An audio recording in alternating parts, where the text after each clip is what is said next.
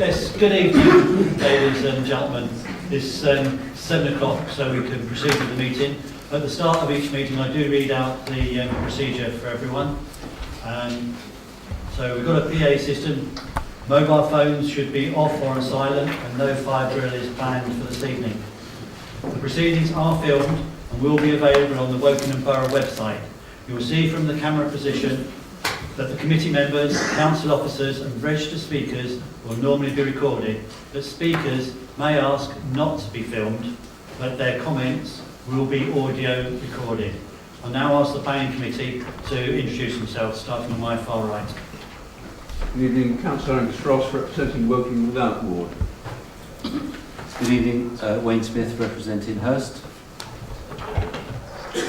Rochelle Shepherd-Dubé, representing Winnish. Councillor Malcolm Richards, representing Norreys in Wokingham Town. Chris Baring, representing Eminence Ward in Woking and Vice Chairman. Tim Holton from Hawkland in Lower Earley. Phil Stone from Loddon in Woodley. John Jarvis, representing Twyford Ward. I'm Carl Doran from Bournemouth and Whitegates. Thank you very much, members. We are supported and advised by a variety of professional council officers, and I'll now ask those to introduce themselves, starting on my far right. I'm Callum Wyndham, I'm the clerk to the committee. My name's Mary Severin, I'm giving legal advice today. Conor Corrigan, Strategic Development Manager. Julie Kelly, Carlos Development Manager. Thank you very much. And the case officers are sitting on my far left, and I will introduce them at the appropriate time. This is a quasi-judicial committee with formal set procedures and conduct. Firstly, the planning officer will present each application. Then I will call in turn only those who have pre-registered to speak.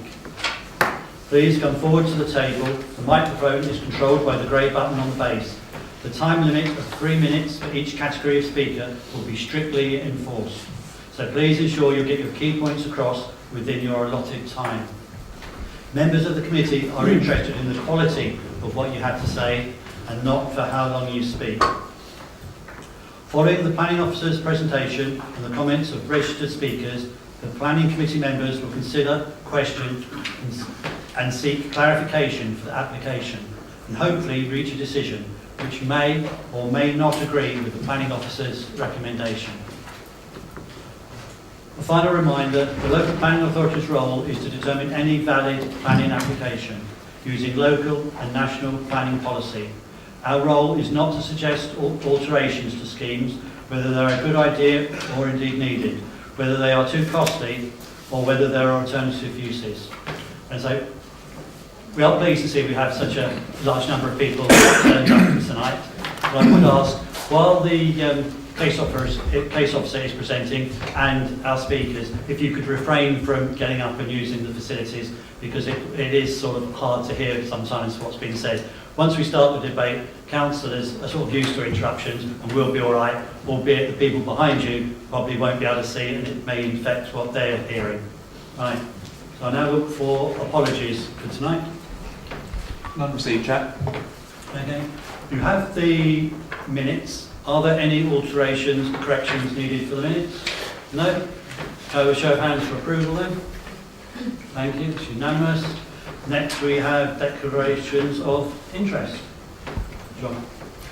I currently have a dispute with Bellway Homes about a personal matter. I have been advised in the circumstances that I have personal and prejudicial interest in agenda items 73 and 74, which is the application for land south of Cutbush Lane and land south of Reading Road. I will therefore leave the room during the discussion and the vote for these items. Thank you very much. And are there any others? Thank you, Mr. Chairman. On item 76, as the Deputy Executive Member for Regeneration, this application abuts onto the Council's carnival development, and I feel therefore I have a conflict of interest. I shall therefore leave the room for that item. Thank you very much. Are there any applications to be deferred or withdrawn? No, Chair. However, we're going to move item number 74 to the first on the agenda, and that relates to the... Oh, sorry, can you turn off your... Apologies, there's two microphones on. Can you... That's not No. you screw the top. Sorry, no, the speaker part by the mouth. This bit here. Oh, this bit. Okay. To see if that tightens up.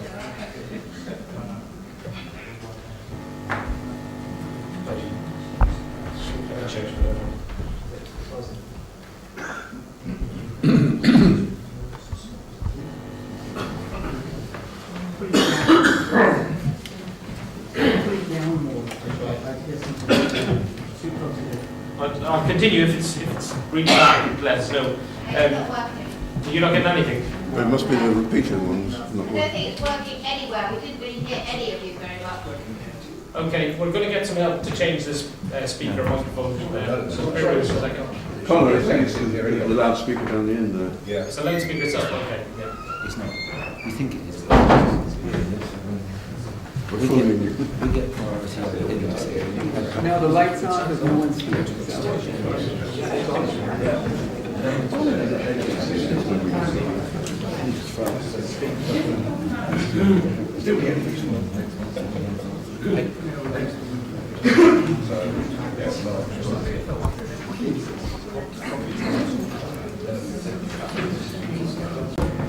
The chair just asked me, is there any withdrawals tonight? There's not.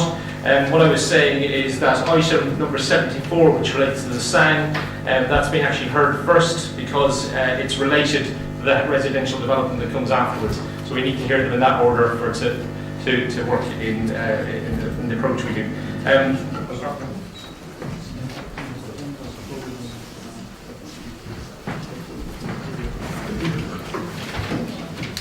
Connor, why are you doing it that way? Why can't you do it the other way round? Because surely, I'm sorry, no. I'm This is sorry. shenanigans again by bloody working with the planning thing. And I'm, you know, with the way you keep doing this, you're just shafting the I'm residents. sorry, you're not allowed to speak us. We're just going to stop and go nowhere. Well, you get the sign up for him first. It's a piece of concrete, isn't it? You can do it. Come on, Connor. You pulled a fast one at the last meeting. I say, if you're going to shout, we're not going anywhere. Great, well, let's defer the meeting. 2026 works for me. Alas, what happens is we have to go private, so I think you probably want to hear the debate, but say, well, I'll give you a few minutes. Will it be a debate as good as the last one, or will this be a proper debate?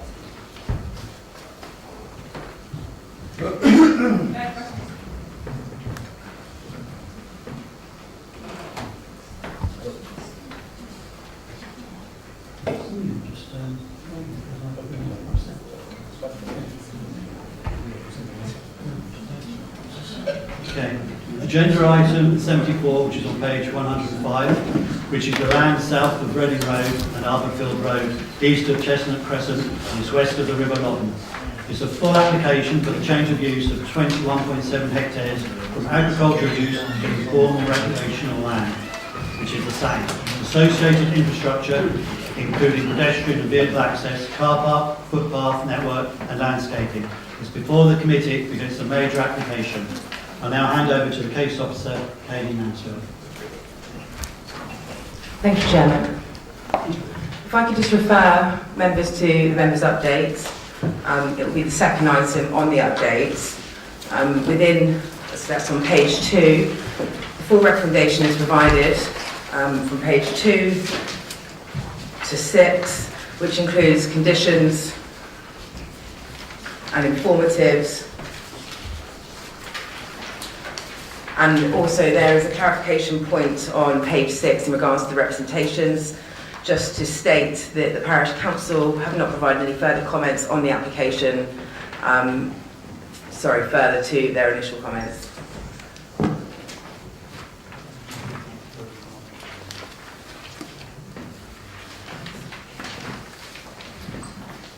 So the application before you is the full planning permission for the change of use of 21.7 hectares of land from agricultural land use to informal recreation, also suitable alternative natural green space. The application site is located south of Armfield Road and west of the River Loddon. So this is Armfield Road here to the north and the River Loddon to the east. The main issue for consideration is whether harm would arise from the proposed development, having regard to the development plan and any relevant material considerations. The proposal for SAG supports new residential development in the borough, which in turn relieves pressure on the Thames Basin Heath Special Protection Area and the ground nesting birds. However, the application for 249 houses south of Cutbush Lane is for development in its own rights, and therefore material considerations of this proposal must be considered on its own merits. Natural England have been consulted throughout the application process, and a number of improvements in respect to layout and additional planting have been provided by the applicants. Natural England are therefore in support of the application. As you can see, the proposal allows for a number of walkable routes connecting to the existing Langley Mead Sang to the south. The proposed car park will be located on the Ardfield Road and provide 12 parking spaces with bicycle storage, along with lockable security gate and height barrier. Highways have provided no objection to the proposal subject to conditions. The application site is liable to flooding, and as with the southern Sang, approved at the Shinfield West appeal. However, the Drainage and Flood Risk Officer confirms the proposal is acceptable in flood risk terms, and Natural England are satisfied that there are sufficient pathways outside of those areas most vulnerable to flooding.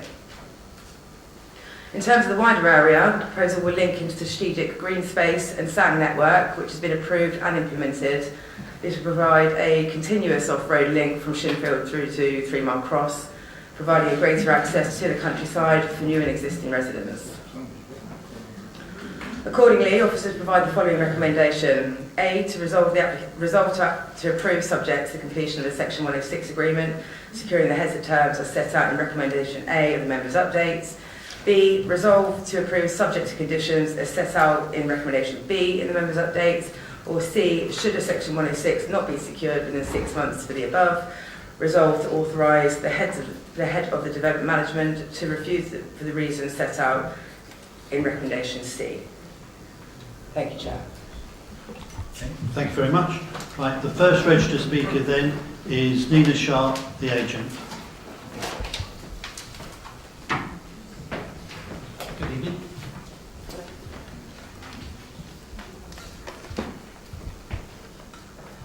Just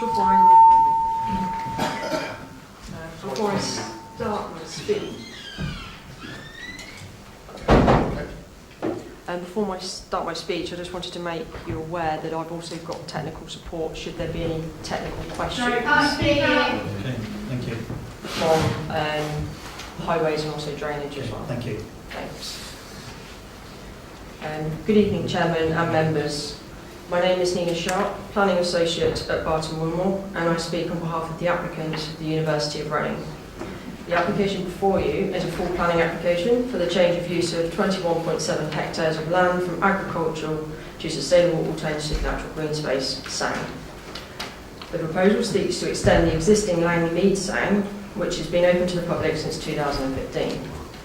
It is known from the ongoing visitor survey work that Langley Mead SANG is attracting over 13,000 visitors a year, resulting in a clear shift of visitation patterns away from Bramshaw Hill Plantation SPA.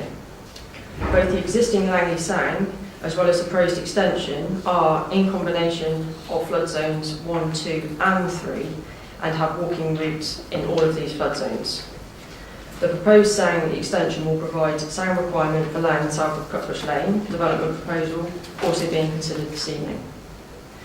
Natural England has produced a set of guidelines and the proposed extension includes the following must-have features. A variety of semi-natural environments, a range of walks with at least one circular walk of around 2.3 to 2.5 kilometres with easy access from the car park, semi-natural spaces with little intrusion of artificial structures, safe pedestrian access from a variety of points and opportunities to let dogs off the leash throughout most of the year. The proposed extension has full support from Natural England and the application also has no objections from the Council's biodiversity, drainage, highways, landscape and tree officers. The proposal provides a unique opportunity to walk an off-road circular route from Armfield Road through Langley Sang, across High Copse, into the Ridge Sang and then across to Maze Farm Sang, totalling over 8 kilometres. I fully support the officer's recommendation in favour of this application. Thank you. Thank you very much. Thank you. Right, next we have Councillor Anthony Pollock, the ward member. Good evening to you, Anthony. Good evening. Good evening. trust that this will work and people can hear me. This site is currently underwater, or certainly has been underwater in the last couple of weeks. I think residents are rather fed up with a lot of the sands that are in the edge of the river being flooded so much as they are. And in fact, the river's height is probably the river is about 6 foot higher than the base of the ground on the edge of the sand, this sand. So to some extent it will always flood as the water has nowhere to drain. And if the river overflows, it will overflow, and it always does, onto this site. So there's an element of usability. I understand why Reading University want to use it as a sign, because they can't build on it. So, but then that's the way they do things. And as I say, I think 12 car parking spaces sounds to me as though it's too few. If somebody's saying there's 13,000 visitors to the other side, I'd have thought they would need more car parking spaces than this one. So personally, I think I'm probably against this on the basis that I think that we need better quality provision, better quality provision for sound in this area, and I don't think this matches it. Thank you.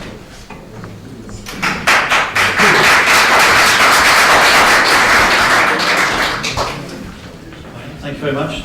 That is all the pre-registered speakers. I'll just ask the case officer to come back on a couple of those points that Anthony raised. Firstly, the flooding. I would also like to know, at this moment in time, is the flooding higher than what the reports were saying it was going to be? So if you have a comment on that. And then the other point that Anthony raised was the car parking spaces. Could you tell me what the policy is for a SANG? Thank you. Chair, sorry. Can you hear me? Everybody okay? Yeah, so in terms of the flooding, we do know there's flooding. It's next to the River Loddon. It's in the flood zones 2 and 3. There is an acceptance that areas of SANG and public open space can flood because they're not flooded permanently. So there is a duration period where there will be, and over the winter months clearly there will be. The application has been put before us. It shows, it links into a wider SANG clearly. So what you have is you have the footpaths located in flood zone 2, and the information we have put to us shows that it does flood in extreme floods, 1 in 20 years I think flood level.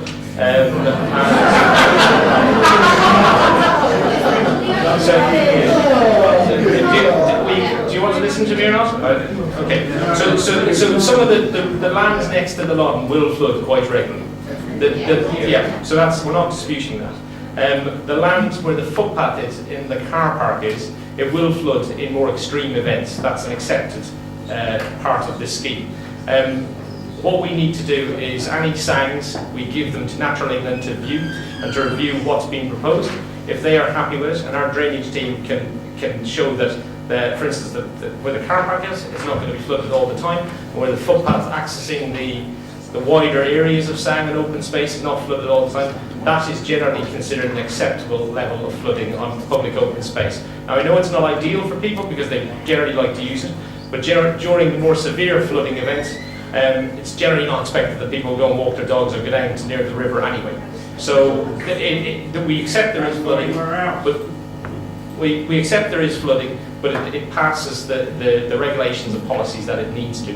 And that's why, in this case, and in a lot of cases, you will actually get the open space in SANG in areas that flood. They're also designed to be semi-rural setting, which obviously if you're in a semi-rural setting, you get flooding again. Well, this is what they're designed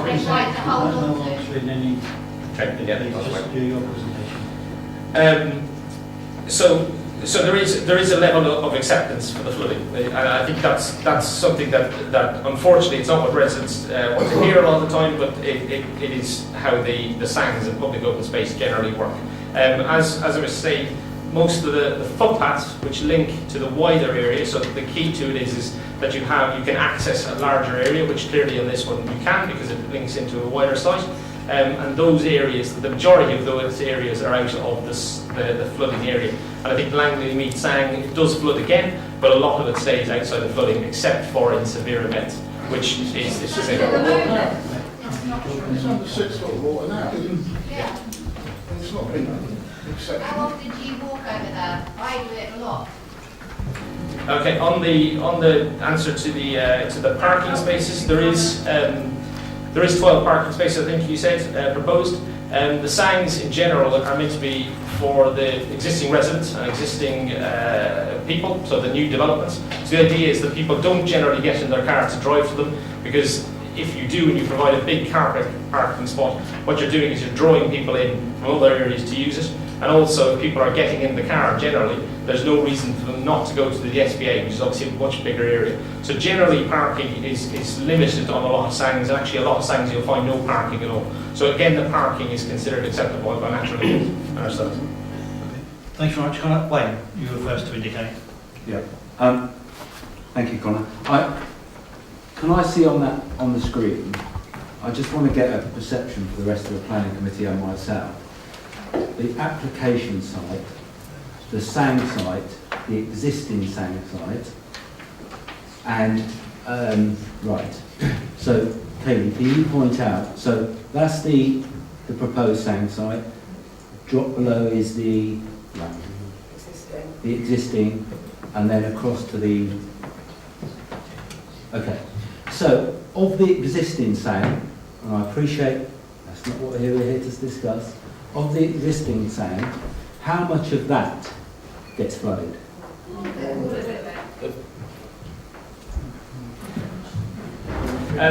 Well, it's not shown on this, but again, that's flood zone 2 and flood zone 3. The flood zone 3 floods in the winter, we know that, as does the Arborville Road, in extreme events. The flood zone 2, so if you kind of divide this into east and west, that gives you a rough idea of how much would flood and how much doesn't. So if you do where that red line is, roughly that's kind of flood zone 2 and 3. Okay, so if that whole area is how many hectares? Roughly speaking, the SANG that you show on the map there, how many hectares is it? And as a percentage of that, how much of it floods? And based on that, you use the word, they're the regulations, Connor. What regulations point to how much can be flooded and can't be flooded? So what is the acceptable tolerance? So the proposal for this site, and I can't tell you the exact, I think the University of Reading may be able to tell you the other side in terms of how much existing SANG there is, but the proposal for this site is 21 hectares. Existing is 18.3. So that's the existing Langley Mead, 18.3. The proposed is 22 almost. There is no set regulation to how much can flood. What Natural England will do is they will assess the amount of land that's coming forward, the quality of that land. Obviously, you've got a riverside area next to it. So Natural England will look at that and they will consider the areas that flood as part of the river and that overall setting. And they would. So if they deemed they would flood for too much and too long a periods, they would reject it. They would say you can't do that. So, for instance, if you have a SANG area that is given up to all drainage areas for a development, they will say no. In this case, they've reviewed the flooding information, they've reviewed the size of it and the quality of the SANG, and they have said to us that they're happy with what's been proposed as a SANG. Right. The issue I have with this is if this was a virgin site, we would be making a decision based on something that hasn't already happened. We know this is a problematic area, and so therefore we have to consider what is happening today. So my point really is, if we've got roughly 40 hectares, and we know we've got a problem on 18, where that land is flooding at certain times of year. I appreciate it's near the Loddon and all of those lovely things that go with being by a river. But based on the housing and it is a real shame that we've done this one first. I appreciate why we've done this application first, but it would have been better to do the other one first. But I understand the reason why, because if this one falls, the other one has no legs. But that SAN, was that based on the original SDL numbers, or the numbers that went at appeal? And I know the parish council were involved in that, the issue that got the numbers from the 2,500 up, and I know that this site then takes it up even higher than that. But based on the current numbers that could potentially go into that SDL, is that the SAN that supports that? Forget what Natural England says, because they're just looking at the ground. Let's just look at sheer hectares based on the number of housing. And it's very important, Chris. I know you're smiling, but it's very important, because this is a major issue for people in Shinfield. And going through the current round of the local plan update, this is a massive issue, and this is where we get most of the issues, and this is why we've got to be 100% accurate tonight that we get this right. Sorry, Councillor Coward, can I just show you some photographs? Don't confuse me for an 80-year-old. I mean, give me some credit. Can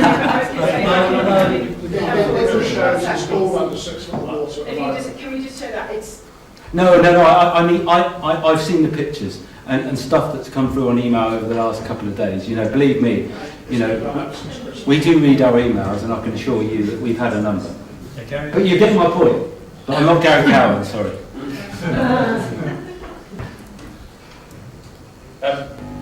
So, Stuart, just to be I'm clear. not Stuart. Oh, sorry. He's in South Africa. So, just to be clear, that what you're asking is this SAN enough capacity for the development in Cookbush and more, or are you? Is that? I just need to be clear what you're asking. Right. That's why I said I would wish the other one, because if the other one had come first, I would have asked for a history lesson based on the number of housing. Because, as that lady said, you know, since last summer when myself and Stuart have been out doing the local plan update, we've been getting misinformation. We've not commented on any planning application, but we've been getting a lot of information that talks to us about 2,500 becoming 3,500, becoming 4,000 with this application. So what I'm saying is, the original SDL, please correct me if I'm wrong here, is for 2,500, right? Correct. So, based on 2,500, then rising to the appeal by Reading University that takes them up to 3,500. No, put that again. No, you tell us, correct me then, correct me. Yeah, so the number is just over 3,000. All right, so just over 3,000 plus this are up to 3,500. So we're about 1,000 over the strategic development plan that we set, that we're running now, that takes us to 2026. Roughly speaking. So based on that, if we're agreed it's 3,500. Well, it's slightly under that, but yeah. Okay, we'll say 3,400 then. Right. Is, based on the methodology we use for SAN, is that, all of that green area, is that sufficient? Does it tick the box just for area? Forget the flooding issue at the moment, just for area. So that's not the only SAN in that area. So there's combined amount of SAN, but the amount of land being provided for SAN will accommodate the 3,200 units in that area. Okay. So then my next question, if thanks very much. So you're saying yes, we've got a tick. Yeah. We've got everything to support that tick. Yeah. Right. So the next one is then, as a percentage of all of that area, how much of it is useful space for these people? I think the vast majority is in the summertime and spring there's not obviously flooding. Winter time when you get heavy rain, I mean it's like anything. It's the weather, you can't predict it. So the flood levels you can't predict, but generally I would say well over half is probably usable for most of the year. All right. Right. So hold on. Just over half is usable for most of the year. Do you want me to jump in? So it's all about the duration of flood. So you've got to remember, a lot of this land won't be flooded for months and months and months. It'll be flooded for potentially a few hours, potentially a few days. And in extreme events, weather events, people don't generally go outdoors to use SAN. So that's why it's an accepted level. Okay. I'll pause there, Tim. Thank you. Right, I have Rochelle, then Carl, then Angus. Okay, you said that about 50% of this sand will be flooded. So the other part is a water park possibly, or as recreational area? I'm just wondering how much during the year is this sand actually available to be used 100% of the area, if any? Also, is there some of the land that Unity Reading is being investigated about for using gifted agricultural land?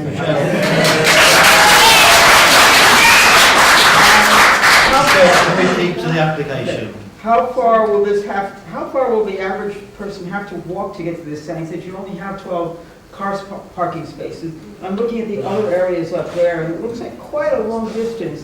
I think most of the people are probably going to take a car, so they're going to need a car with about, how many people in it? Like 13,000 people and 12 car spaces. There aren't too many cars that hold 1,000 people, so I'm just trying to figure out how many they're expecting to take on an average weekend and where these people are going to come from, since this is being used recreational for this new area. So I can't tell you how much it floods because I can't predict the weather, for starters. So if it doesn't rain all year, it won't flood. If it rains lots, then it will. So there's no, that's the problem with flood modelling. There's no hard, fast rules. If you have a dry year, so 2013 and 14 were very wet years. That area was very wet. There was a lot of water on the road. It stood there for weeks, probably months. The locals will probably tell me that. So at that period, it wouldn't be usable. But for the vast majority of your normal year, it should be usable. But what Natural England look at, if that was a water park, as you call it, Natural England would not agree to that. What they're agreeing to is that they will accept it will flood, but the duration of that flood event is enough to allow people to use it most of the year and when they're out walking. So the flood zone 3 may be flooded a lot of the time. The flood zone 2, where a lot of the paths are, where people can do their circular walk, that stays out of the water for the vast majority. Since Christmas you can't walk. Carl, would you like to ask your question? Sorry, there was the second. Sorry, I didn't answer the second. Could you just Sorry, the second question was with regards to the parking spaces. So, walking distances. So this development is being provided for the scheme that's coming next to help. So you would, wherever you live on that development, you'd be in about a kilometre's walk of it. So there'll be direct access links down to this sand. I do live near one of these parks that supposedly was recreational areas, and right now it would be more considered water park than anything else, and it was supposed to be also clear most of the year. It's not. Carl? Thank you, Chair. I've got a couple of questions. The first one's sort of been answered, but I'm going to mention it as a procedural point, really. On page 107, the bottom of page 107, the representations, the first question by local members, it may have been Anthony, I don't know. But there's a question been asked there, which is literally saying, what proportion of the year would the site be expected to be usable by pedestrians? So this is asking the question that I think 3 people have already asked. And if you turn to the answer, it says, Natural England have confirmed they are satisfied with the proposed layout, the existing Langley Mead stand also located, it was also supported. That's not an answer to a question. It's a real bugbear with me.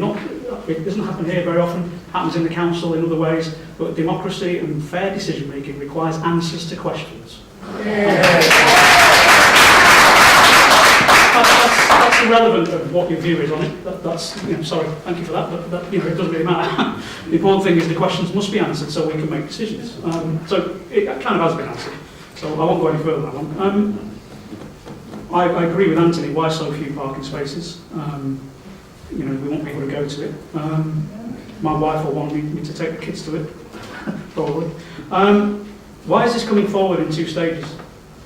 Is the next question I'd ask. And one of the comments is the flooding is bad already, and with climate change, this is as good as it's going to get for the next 300 years. So we need to think about that carefully. But that's my main question. Why is this coming forward in 2 stages? I presume you mean the SANG separate to the planning application? To the residential application? No, on the front of the page of the summary, the SANG extension is proposed to be undertaken in 2 or more phases. So what they have proposed is a 2-stage approach. what they will do is provide phase 1, we call it, which would accommodate the development that we're seeing hearing next if it's accepted. So the phase 2 would come in the future if there was more development that came forward.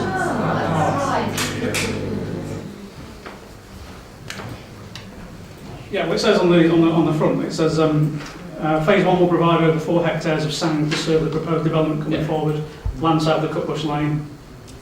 Phase 2, which will be undertaken should the southern half of Cutbush area come forward. So this is, I'm assuming that's talking about the bottom half of, obviously we're not doing that one yet, but the bottom half of that, the one that extends to Albertville Road. Well, in the northern half there's 249 houses, and in the bottom half there's less. Yeah. So how does the areas work out on that? Why is one for the 249 houses 4 hectares, and the one for the, which will be less houses, 17.7? And the areas can well be connected, presumably.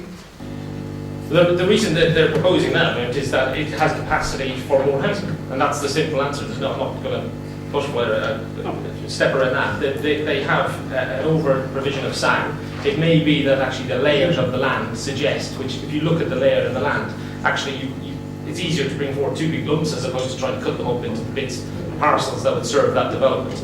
As a council, we cannot take into account, and we lost an appeal about a year ago on where we refused a land that was coming forward on a SAN, and the planning inspector was very straight in telling us that we cannot judge a scheme out, a different scheme out. We have to judge each scheme on its own merits.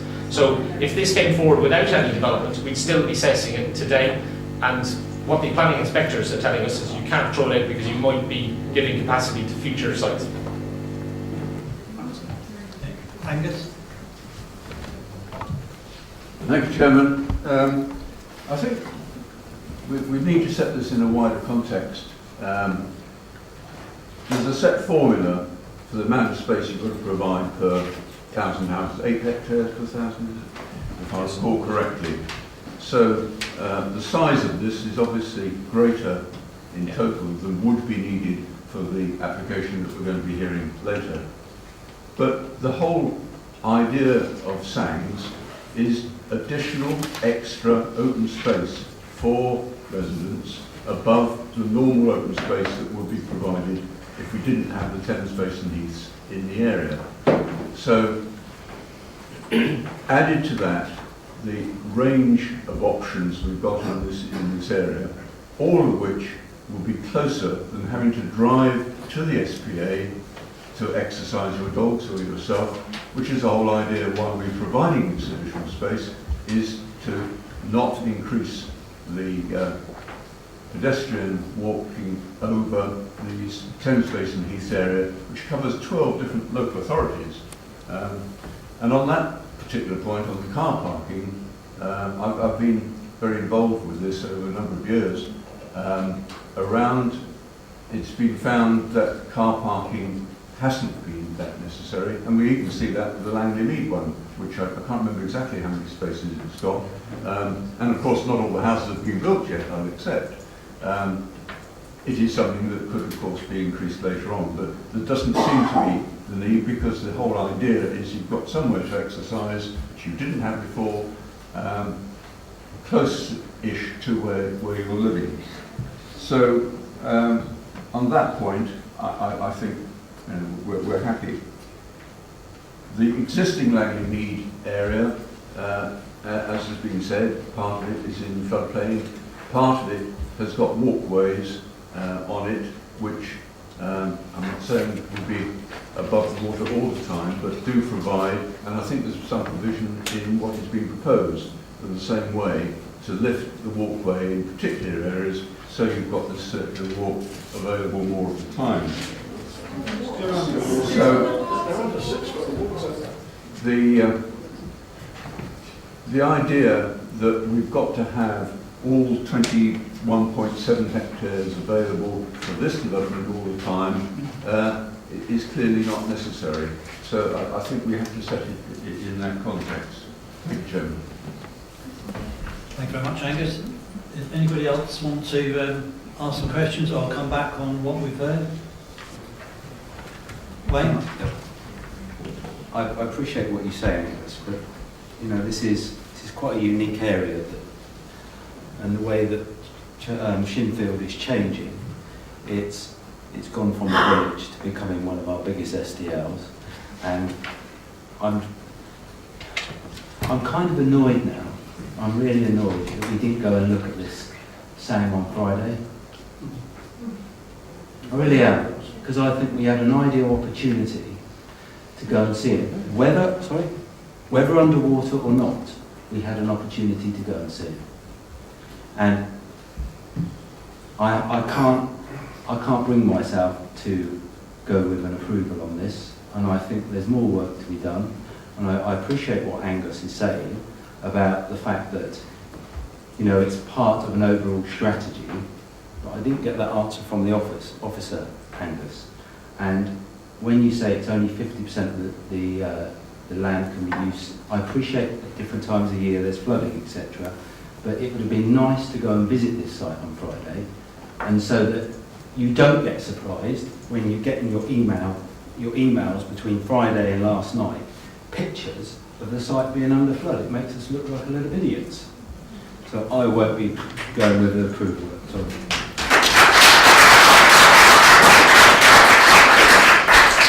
Wait, I'd just like to come back on that. I myself, I'm not disagreeing that it's that area floods, and the officer has agreed it floods. So I'm not sure what we would have seen on Friday, because us two anyway agreed that it floods. But yes, I get that. But we were there.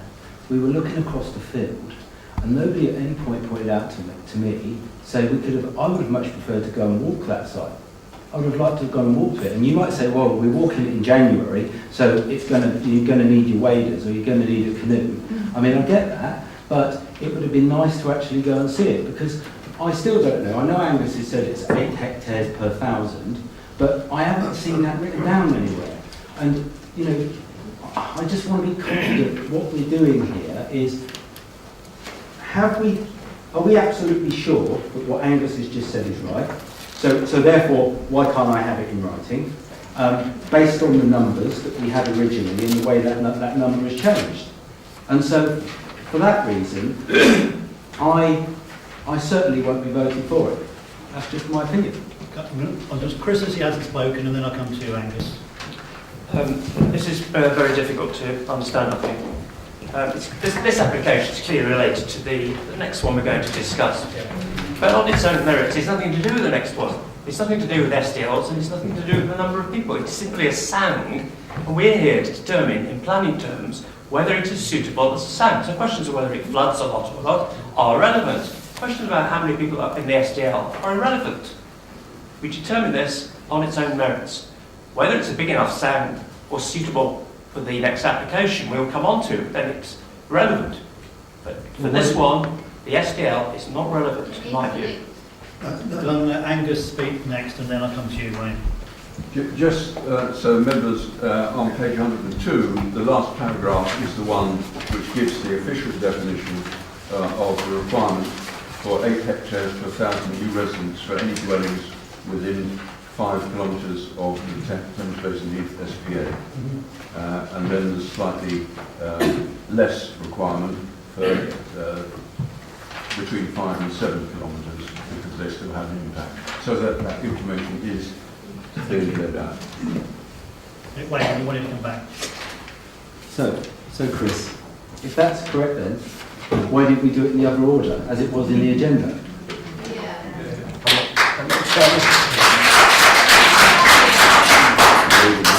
So, Colin did explain. Wayne, I'll just ask Colin to explain it again. So this application relates to, it does, the next application, as I said, relates to this application. So if this application if this was refused, then the next application, if we took it the other way around, if we basically approved the next one and refused the SANG application, then that doesn't make sense, because the next application is reliant on this SANG to get approved.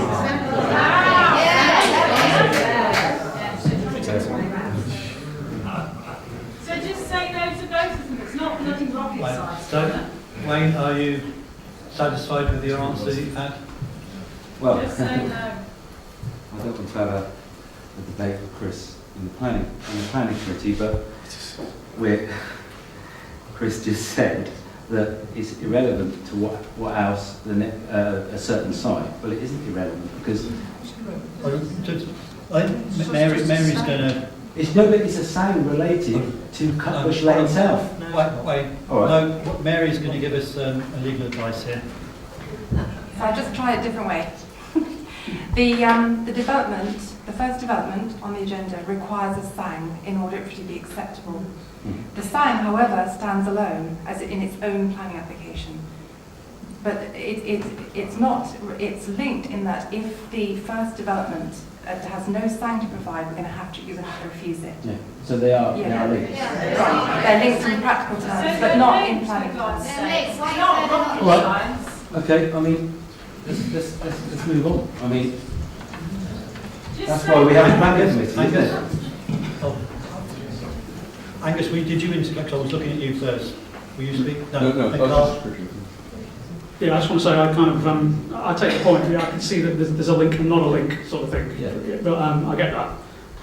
But you know, I know we think we walk on water, but our residents can't, and I'll be voting against it as well.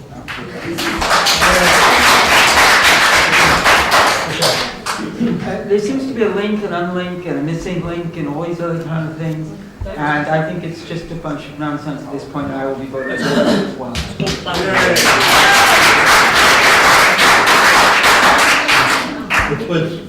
Would one of you like to put a motion forward? Well, I think. Please speak on to that one.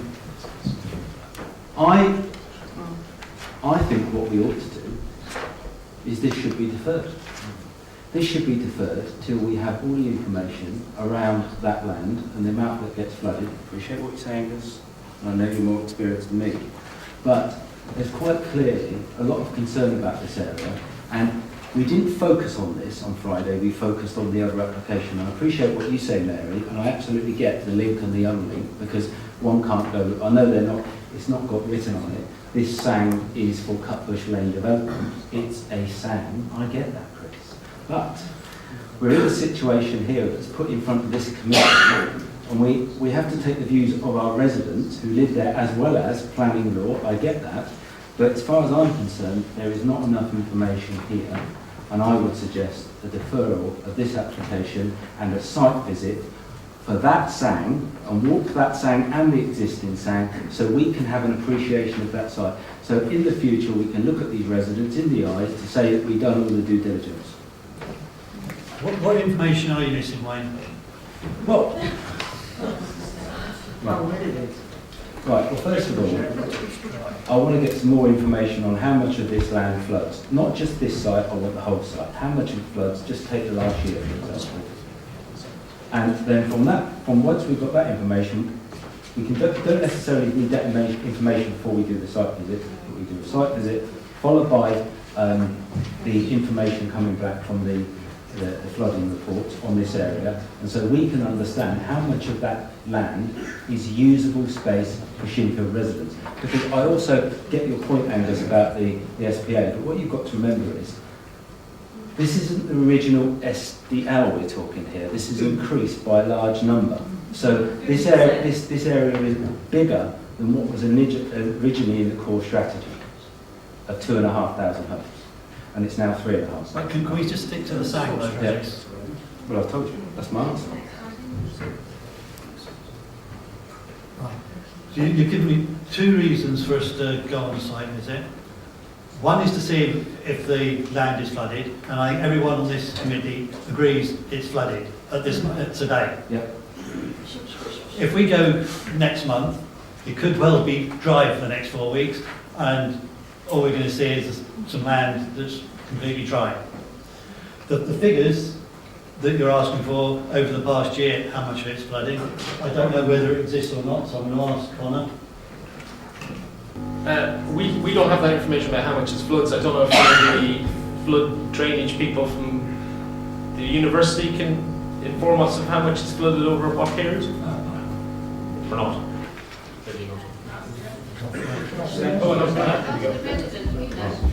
If you come forward to the speaker then, please.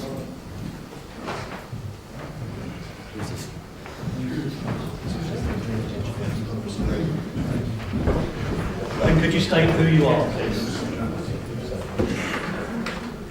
Good evening, I'm Lee Abley from Abley Electric Partnerships with the Drainage Consultants on behalf of the applicant. Thank you very much for inviting me over to clarify a few matters. Obviously I've been sat at the back listening to what the officers have been saying.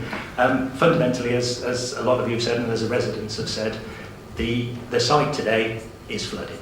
It's flooded for different depths at different times of the year, depending on what the quantum of the rainfall events that you see at that time.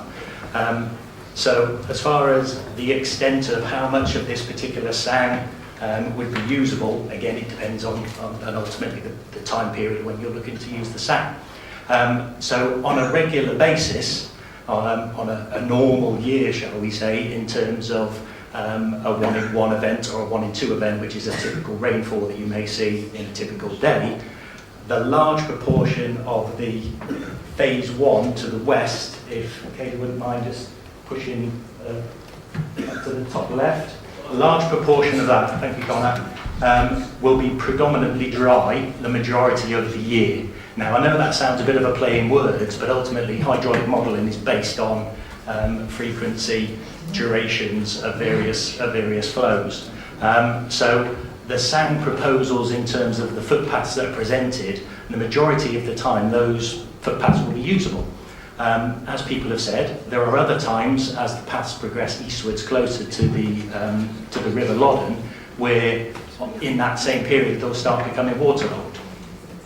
The scheme that is presented has a management or a maintenance pot of money, a fund available, that actually allows the retrospective sort of accommodation of that floodwater in terms of trying to raise some of the periphery paths, such that they're out of the average water and waterlogging in the area, in a very similar way to how the Loddon Sang, the Langley Mead Sang phase 1 was done, with boardwalks and certain extents of additional granular basins that were introduced sort of post-implementation.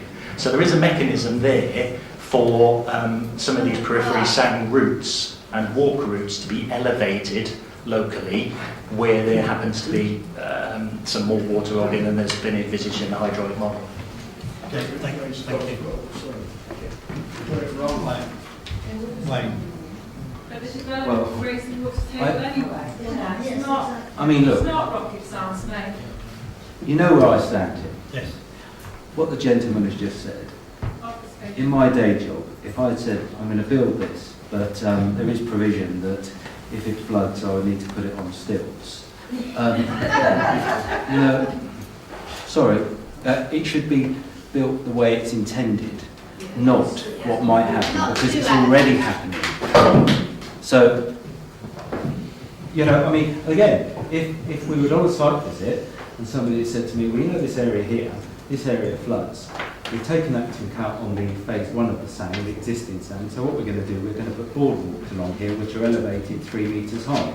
Obviously I would then be interested in what's going to happen further on down the track, but they're the kind of things that I would want to discuss, because we're living in an area where these residents are living with this. They're living with the implications of what's happened so far. So I'm sure you can understand where I'm coming from. No one on the planning department's from our, we don't have any council representatives. Based on all the estimates for climate change, it's only going to get worse. It's not going to get better. And depending on whether we want to make this again into a water park or not, it doesn't sound like it's very useful at times. It probably won't be in the future. Just reject it.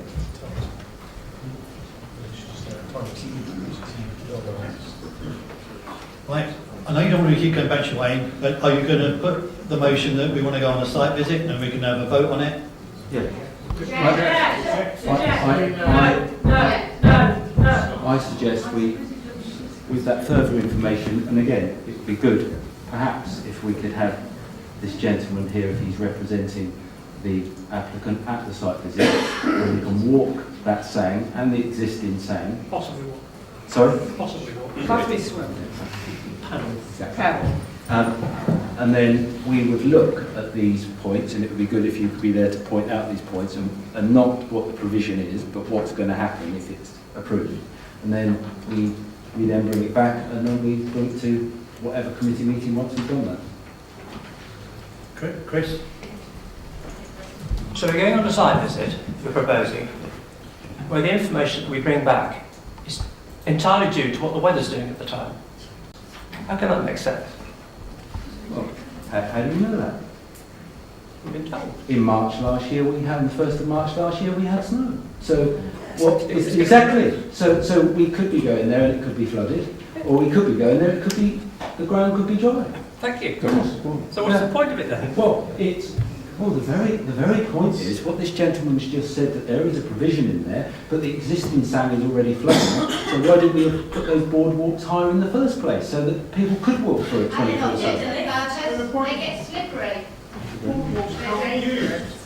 And then I'm hearing boardwalks can't be used. And I know we should, listen to the residents in these situations only when they come up here. But you must understand. I mean, I will vote against it.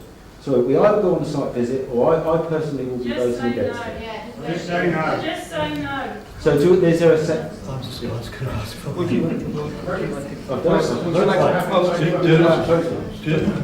Do we have a second for a site visit?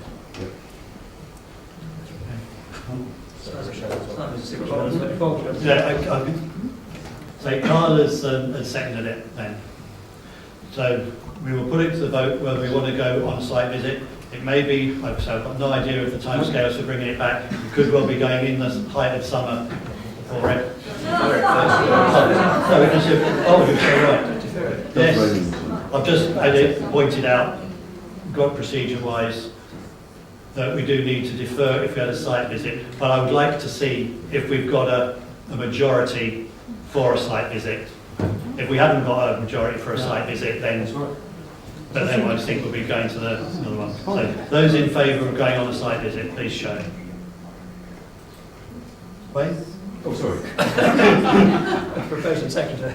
Okay, we've got two people that would want to go on a site visit. Right. Now, let's go back. You were wanting to vote against. Can we vote against? Yeah. Those in favour of not going on a site visit.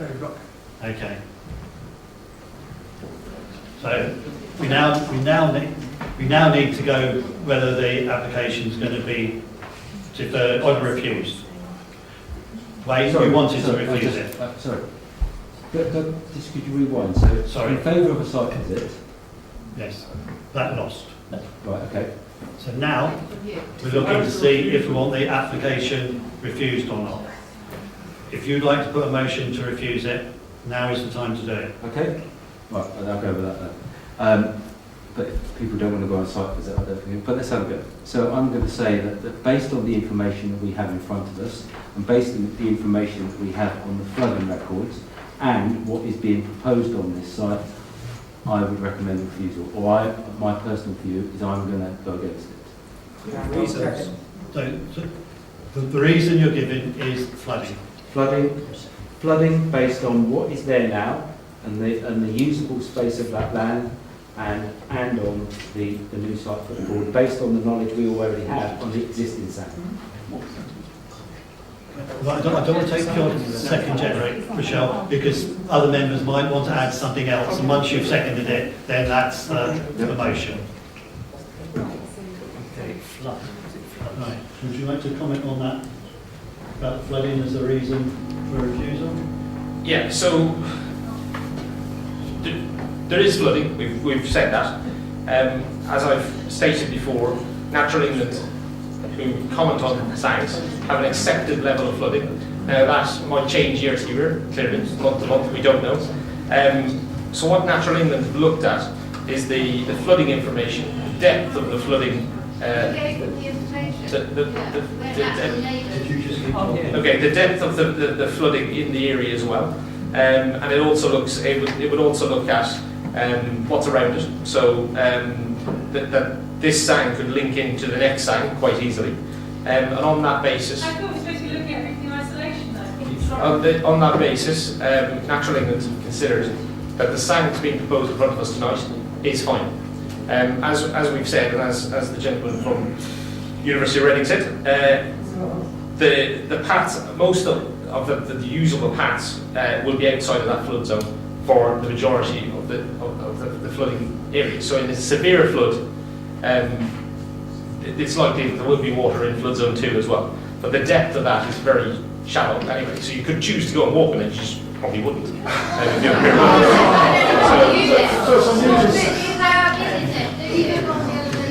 So in terms of a flooding reason for refusal, because sang is an open space, are generally considered to be, actually in a lot of cases, they're considered to be good areas of flood, because what they do is they take flood water from places that are built up, and managed land is always better than unmanaged land to take flooding away. So their opinion is this site is suitable for a sang and is usable as a sang for the majority of the year, and they're happy with that, and that is their recommendation to us. Our internal officers have looked at it as well, and they are of the same opinion, and that's why we're here tonight. Angus? Yeah, Natural England have a very important role here, and they have a wide experience. They have experience of the original Loddon sang, and I think I'd be right in saying there is not an enormous distance. In fact, some of probably the sang we're now considering tonight is further away from the flood zone, some of it, than the Loddon sang. So if you equate the two, if we've approved and nobody has largely objected to existing Loddon sang, I don't see that there is a case, therefore, on the same arguments to say that this isn't sound enough to be approved. Why don't you look at the area that's actually being offered up rather than holding it to totality? All they're offering is 4 hectares. Yes. That's the element Yes, you should actually consider it, not the whole 21.7. Yeah, please, no talking. You know, it's very off-putting to advise the members here. If you could please be quiet, right? No. Could I ask the planning officer to give his comments on the robustness of this at appeal in terms of costs being ordered against us if it is unreasonable?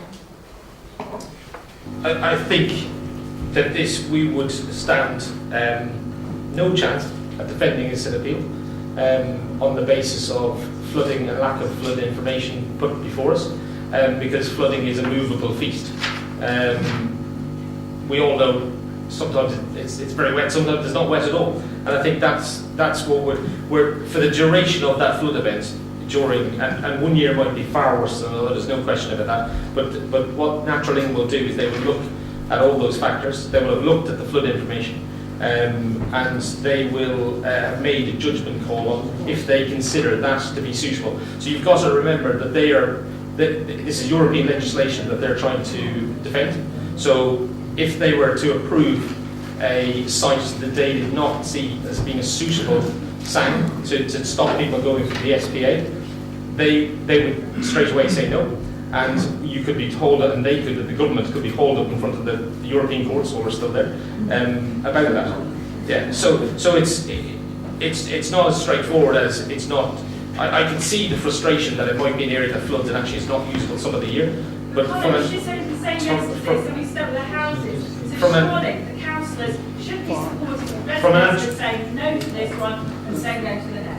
From a professional point of view, we would look at what the experts tell us, which is Natural England on sang, and our ecology officers who deal with Natural England all the time. And both of those organisations have said that it's acceptable to use as a sang despite the flooding. And I think one of the other things to point out is there is a contingency built in that if there are areas found to flood, that they can look at raising levels, they can look at boardwalks, they can do various things that will help get it out of the flood water if that's a continued risk. So the management in place of these sangs is that they're not static development, they will look to move on. So if we have continued flooding and there's a continued problem, and Natural England and ourselves can see actually it's not working as a sang, the improvements can be done under the contributions that the university will hold to fix that.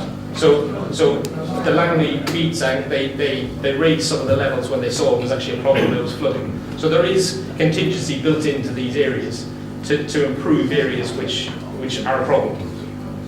So if you have to take your kids on a 4 and 3 foot up. Could I just could I ask a question? If things didn't work out well and if we approved tonight and the sang later became unsuitable, would something have to be done about it? Clearly not. Yes, because that's what the management sum is for. So there's a management contribution, Section 106 pot, that goes with any sangs that we continue to manage them. So if it was one of our sangs that we managed and we found problems in flooding and drainage, it would be our responsibility to make it good. And if we don't make it good, we're failing on that European legislation, which means we can be hauled in front of the European courts. So You're failing now, London. Right. Because you can't. Michelle, you're thinking of seconding it, aren't you, Michelle? So Malcolm's got a question, so I'm going to come to Malcolm and then I'll go to Carl. Part of mine would answer. My question was, if it's approved now and then it gets worse later, who picks up the bill for that? Does it come from the council and therefore on the ratepayers, or does it come from the developer? it's the University of Reading. They can manage sangs, so their responsibility is to manage that sang. If they don't, we have step-in rights. Well, Carl?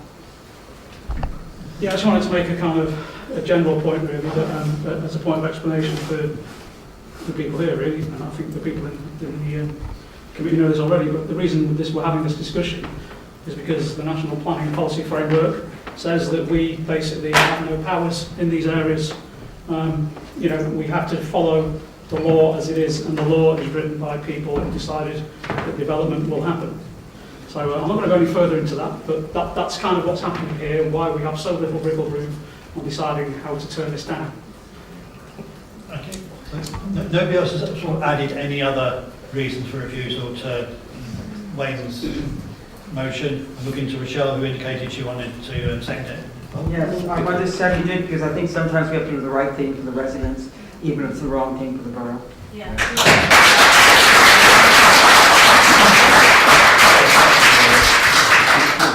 Michelle, you do appreciate that we have to follow planning law, else you may get some claps now if you vote against it, but if it gets overturned at Bristol, you won't be, residents won't be pleased with you at all. And Malcolm, you had one last comment. I would like us to go to the vote. It's basically whether it's linked or unlinked to the other application. If it were not for the other development, which is the next one coming along, would this sang actually be being submitted at all at the moment? Sorry. Well, that's irrelevant because you have to assess this application on its own merits. But the reason that this is obviously is because there's a housing scheme close that needs sang capacity. But this has to be assessed on its own merits. We can't do that crossing of applications. And as I said before, an inspector made it very clear to this council that we cannot turn something down on the basis of another scheme. Right, Michelle, you definitely seconded it, didn't you? Wayne, would you just like to reiterate what your motion is so then we can go to the vote? As I said before, yeah. Based on the knowledge that we have of the existing sang flooding in the usable space, there's nothing that this site tells us any different to what the existing site on, and there's no modifications been made on this site to ease the flooding. On that basis, I would recommend that we refuse it. Okay, thank you very much, Wayne. It's been seconded by Rochelle. So all those in favour of refusing this application, please show. We have 5 wishing to refuse it, and those in favour, please show. We have 3. So the application.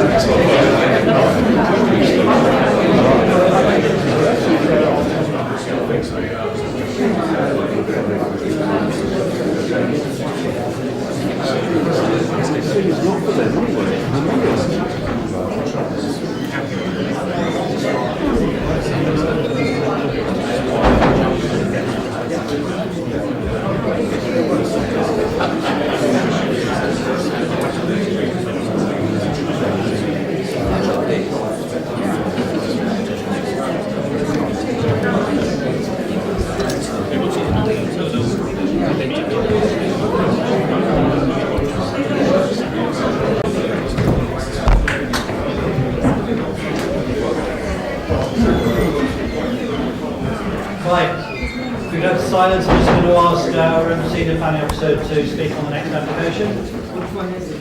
The one that's preferred?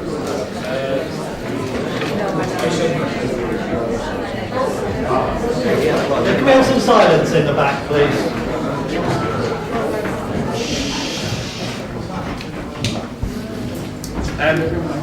So item 73, the applicant has said they want to defer the application, so it's pull it from this planning committee on the basis of last decision. So the application is not being heard tonight, so if you're not going to stay for the rest of them, please could you leave? Excuse me.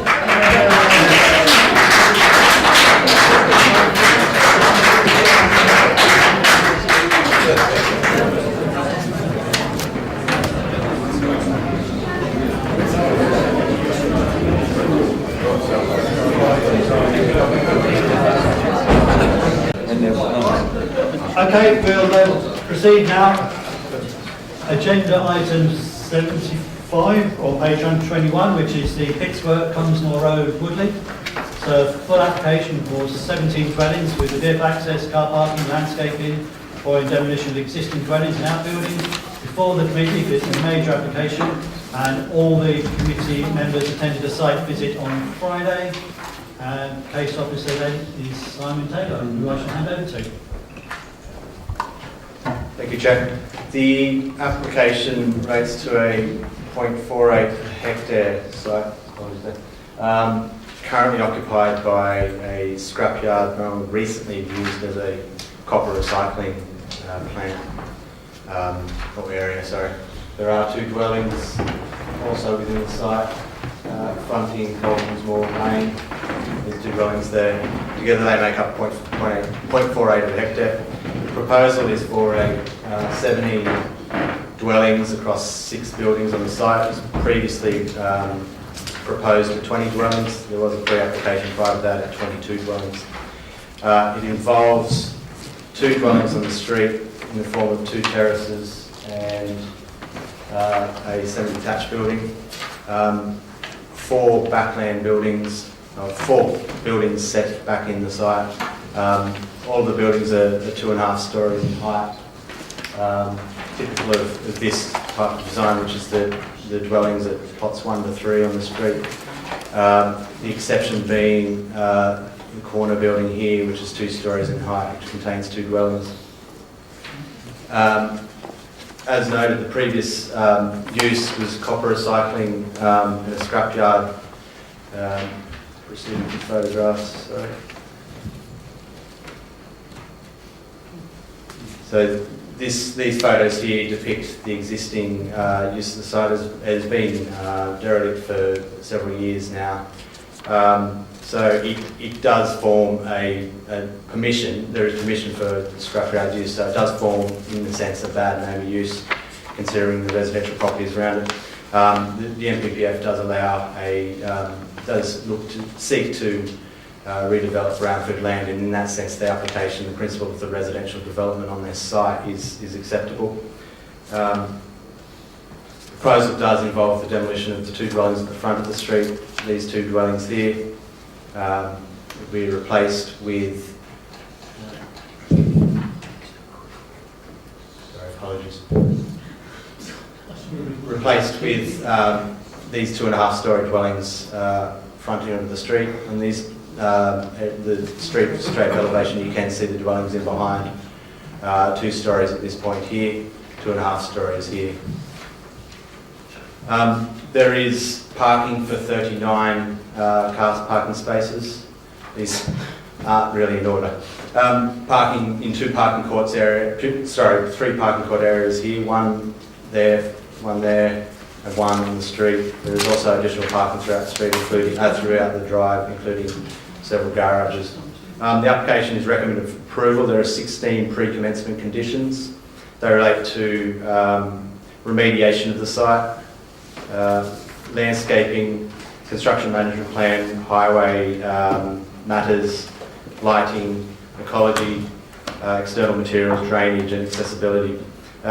Woodley Town Centre, Woodley Town Council did object to the application. There were 13 objections from surrounding residents. The basis of those objections relate to the excessive density, the height and the development of the site. The density is 35 dwellings per hectare, which is above the area which is generally estimated about 27 dwellings per hectare. But it does fit in within the MPVF guidance, which is within 30 to 50 dwellings per hectare. Other submissions related to neighbour amenity. The area is fairly intact from residential development. There is a cul-de-sac development in Console Close here with an additional backland granny annex here.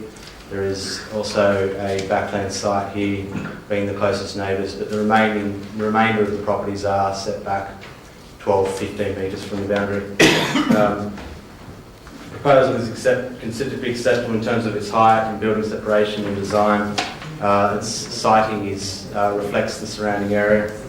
It does take account of neighbouring properties in terms of amenity. There are compliant setbacks in terms of overlooking an amenity space for properties on these properties here. There is no affordable housing provided for this application. The viability review assessment was provided and independently reviewed. The abnormal cost for this site related to the remediation of the site, the concrete removal, which brought a fair cost for the developer, the return such that no affordable housing was viable. There is sufficient parking, the unit mix is acceptable, landscaping is required to provide to ensure that it fits in with the surrounding area, and it is recommended for approval subject to conditions. Thank you. Okay, thank you very much. The first person who wishes to speak then is Darren Smith, Woodley Town Council. Welcome to you. Yeah, thank you very much.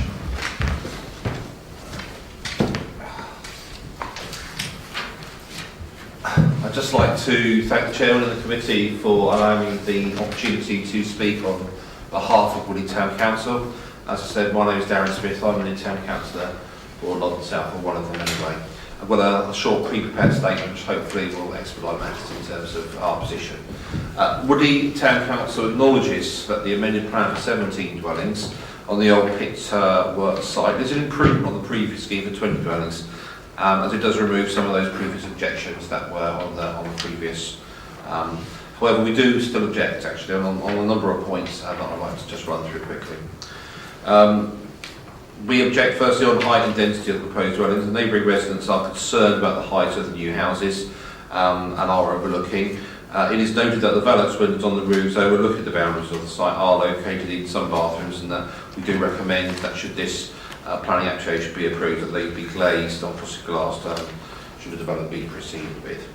Obviously, it's already been noted by the planning officer that the density of the building on the site is still higher than is warranted in Woodley, and indeed, certainly residents are concerned regarding that, and the issues with parking in that road are already exacerbated, and I'll get onto that in a minute. Drainage. The area around the Console Close is subject to localised flooding due to the number of natural springs that occur naturally down that road, and also affecting the Pittsworth site. We would ask that a robust flood prevention plan be implemented should this development be proceeded with in order to protect the site and the Commons Road in general, really. In terms of parking, the provision of 2 parking spots per dwelling plus the 4 visitor space, which is much welcome in this revised proposal, meets WCP requirements. It still needs some concern that the Commons Road will have to accommodate any overspout. This is already the case with 109 Commonsville Road, which is the Bridges Resource Centre, and the adjacent application 105, reference 18255, was partly refused because of this and inadequate parking provisions, so we'd like that taken into consideration. I think lastly, contamination of the site. Obviously you've heard already that the site has been previously used for breaking recycling, so appropriate tests should be carried out for potential contamination and must be implemented for safe removal when the contaminated materials be completed with. and so forth. So that's generally the basis of our continued objection to this. Density and height, the 2.5 height is very high on a slope of ground like that, and most of the properties are much lower and single storey or indeed ground level, so these would be very overbearing. And the other points that I've mentioned are in keeping with the planning officer's comments. Thank you very much. Thank you. Right, next we have Chris Mason, resident, and if you could keep the camera on me, please. Good evening. Good evening. Thank you for the opportunity to talk. Yes, my name is Chris Mason. I live at number 8 Consul Close that backs on to the property. If you can just show the map there. So if you look at the map, top right-hand corner, you see the property that's closest to the property line there. We are next door, one up, so our garden backs right onto the top. Okay. Firstly, to make it clear that, in essence, I think myself, along with our neighbours, one of whom is here as well, don't disagree or object to the notion of building on this property. It's a brownfield site, it's obvious, it makes a good sense to do that, but it's really the nature of the building the dwelling proposed. The objections that we've got have already been mentioned by Woolwich Town Council, so I can just reiterate them. The density is a particular concern. The increase in the number of cars in their area, other planning developments in the area have shown that the car parking spaces provided are often overwhelmed, and you get parking in the road overspill. We also think this is going to lead to an increase in traffic. The entrance to the site there is just around the corner from Collinsmore Lane, so you've got a significant amount of traffic that's coming onto that road, and you've got residents which are opposite to the entrance there, which is a safety issue. This will increase noise and pollution, as well as being a safety issue. The extra dwellings, 17 dwellings that crowd a lot more people, is increased demand on local resources, which are already stretched, for example, doctors, dentists and so on. As has been pointed out, the dwellings proposed are actually very tall. They're listed as 2.5 stories, which we think is being a little bit clever, when really they are in fact 3 stories, simply because the roof line comes down. And they are very tall, and one of those diagrams does show that the house, which is towards the back of ours, is 1 metre above our plot, despite the fact that the land is slightly lower. We are concerned about loss of privacy in the area. We note that a number of the windows are glazed, are obscure, but there's still an aspect of overlook for us, and particularly houses in Hudson Road. We're concerned about ground and building contaminants. I was interested to read in this report here, which I hadn't seen before, that is part of the process, and that they all need to provide clear guidance on exactly what they're going to be doing to that land, because it's been used for a long time, not just for copper, but for many different contaminants in the ground there.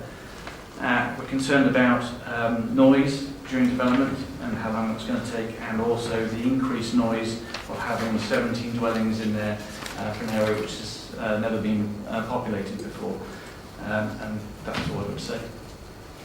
Thank you very much. Next we have Andrew, I apologise, Bandoza, is that right? Is it close? Yes, it's Andrew Bandoza. Good evening to you. Can I just check, because yes, good, thanks. I did send in 2 photographs, and I was hoping that the office will have them, and indeed it has. Good evening, members. My name is Andrew Bandoza, and I am a planning consultant speaking on behalf of my client, Couple Developments, in support of the application for redevelopment of Pit Works, Collinsmore Road in Woodley. We welcome the officer's recommendation and a detailed assessment and justification of the proposal. The case officer has covered in detail the concerns of the neighbouring residents and concluded that the proposal will not cause material harm to neighbouring amenities.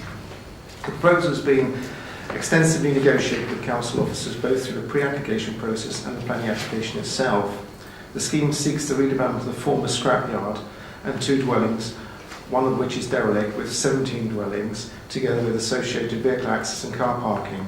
The redevelopment of the site will ensure that a contaminated site is cleared up and restored, allowing 17 dwellings to be constructed. The works to clear up the contamination in extensive concrete areas on site is a costly process, which has meant the scheme cannot provide affordable housing and still remain viable. However, the removal of what is a non-conforming and polluting use within a residential area should be looked upon as a planning benefit for the immediate neighbours as well as for the council. By their nature, scrapyards are noisy and unneighbourly uses, particularly as they process scrap metals and generate pollutants. Indeed, in planning terms, the use falls in the general industrial use category, which should not normally be placed near residential dwellings. A vacant yard will in due course attract antisocial behaviour. Other than my client's proposal for residential use on this site, the owner has been approached by car breakers to continue the scrapyard use. The Pitworks scrapyard use dates back to 1950. Could you pass?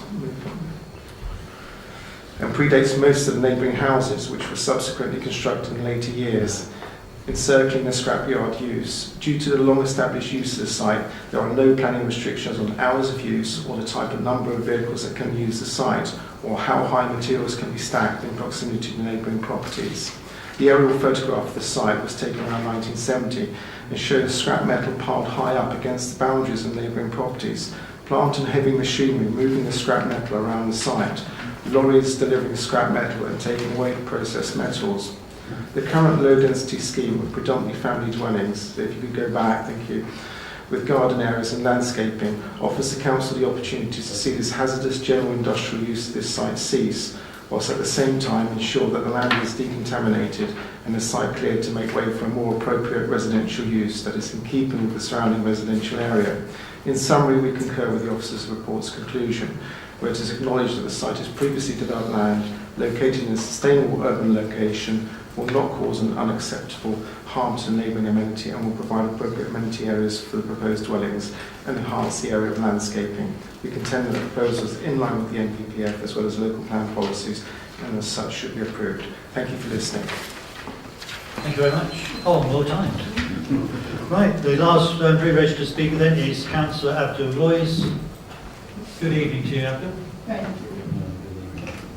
Most of things have been covered now.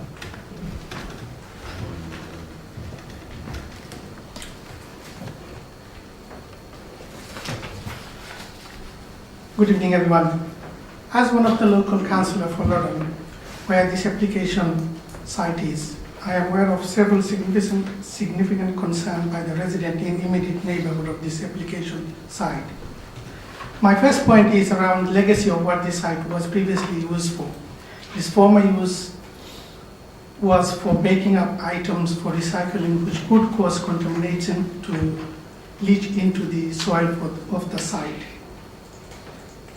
I am unaware of any documentation, any test being carried out for potential contamination. Residents are very concerned that any disturbance of this land would cause these potential contaminants to escape with damaging impact on the health of nearby residents. The only way to guarantee that this does not happen is not to disturb the soil. My second point is around the inadequate drainage in this area. The area around Council Close is subject to localized flooding.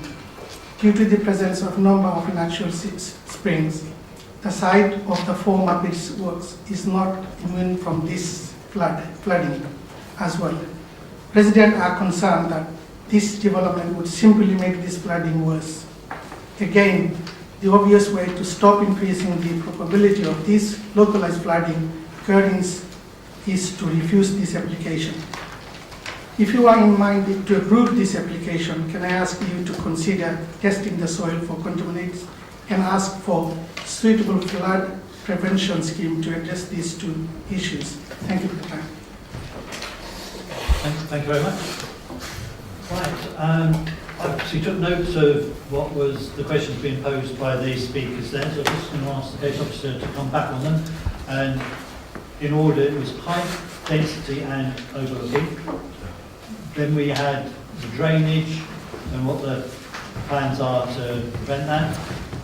Parking was mentioned, albeit the Woodley Town Council acknowledged that it meets our parking policy, so it's really a reason for refusal. The comment, the contamination and what the tests are, congestion, and then finally noise both during construction and once it's been built. In terms of height, it is higher.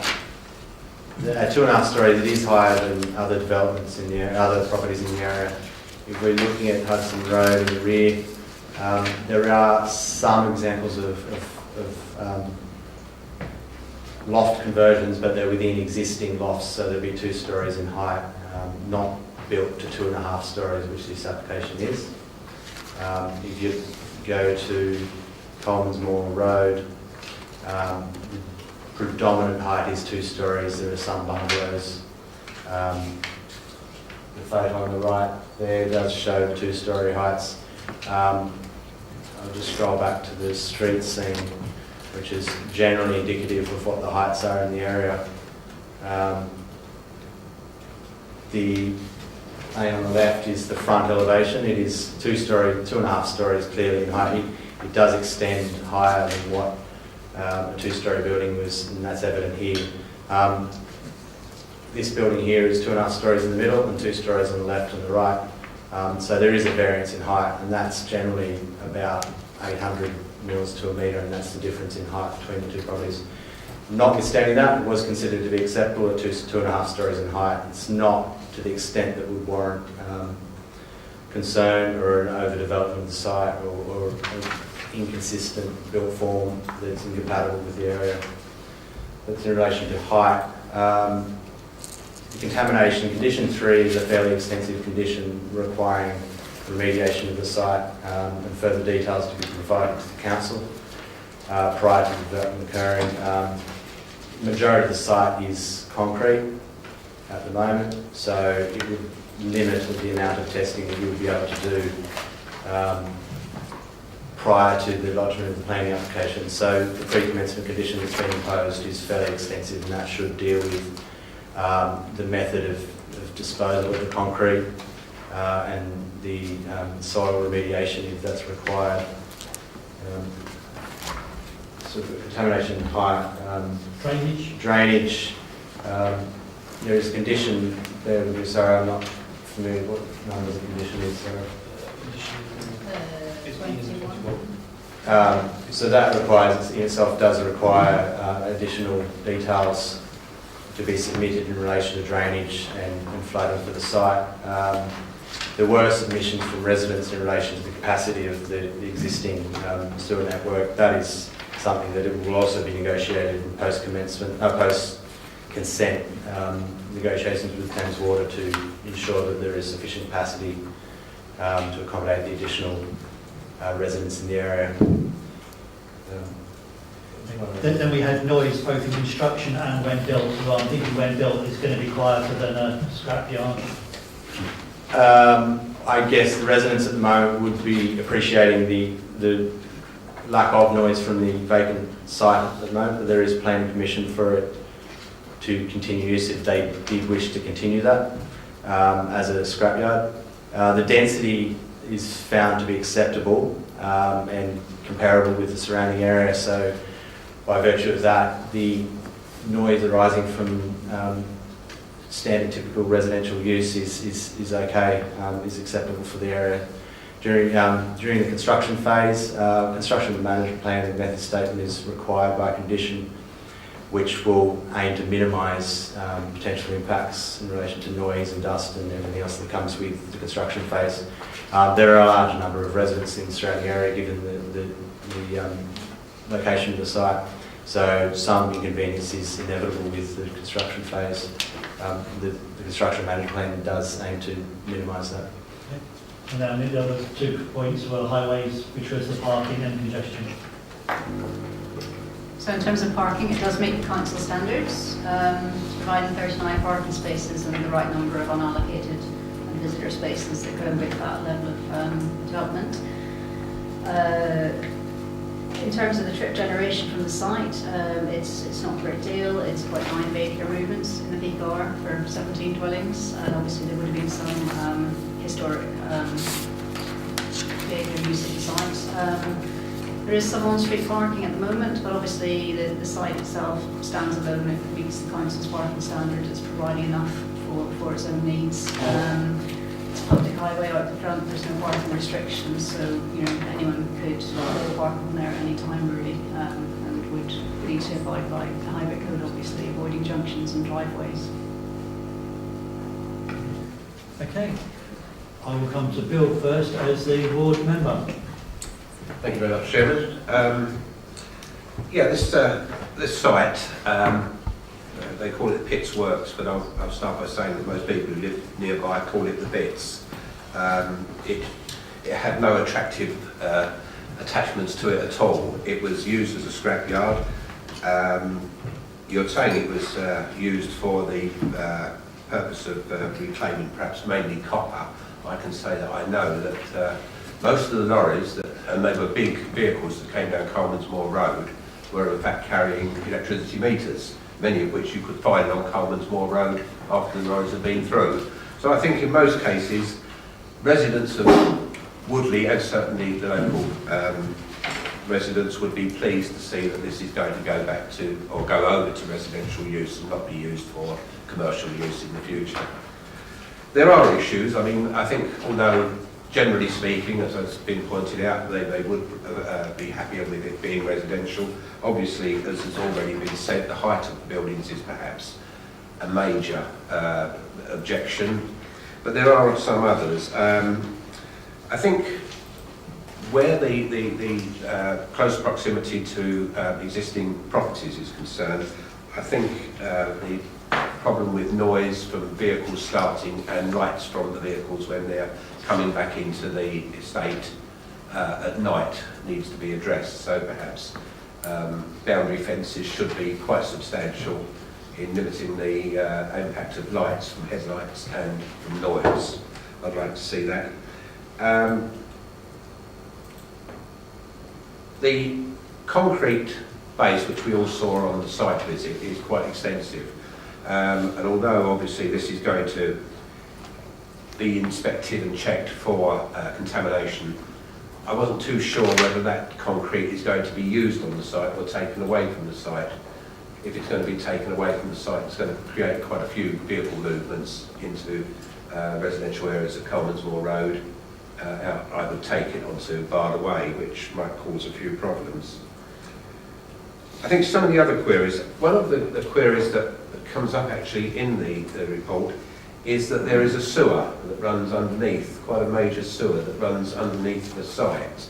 Now it seems that Thames Water are not even sure whereabouts that sewer is, and it does say in the report that if they find that it is under a proposed building, very often they won't allow that building to be put on top of the sewer.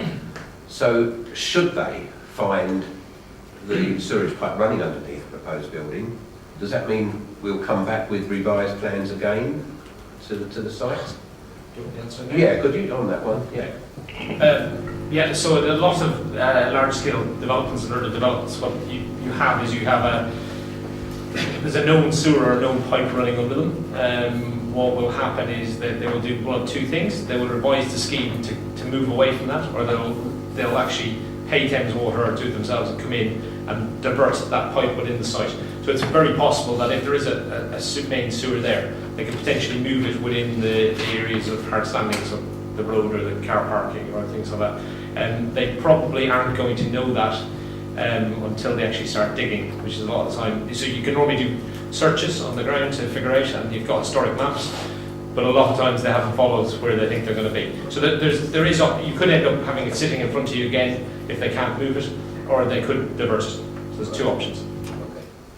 Okay. Just a couple of other points. I think as far as the parking issue is concerned, yes, it does meet the parking standards, but I can see that on certain days, when a lot of visitors perhaps come into these homes, you could get parking on Coleman's Moor Road.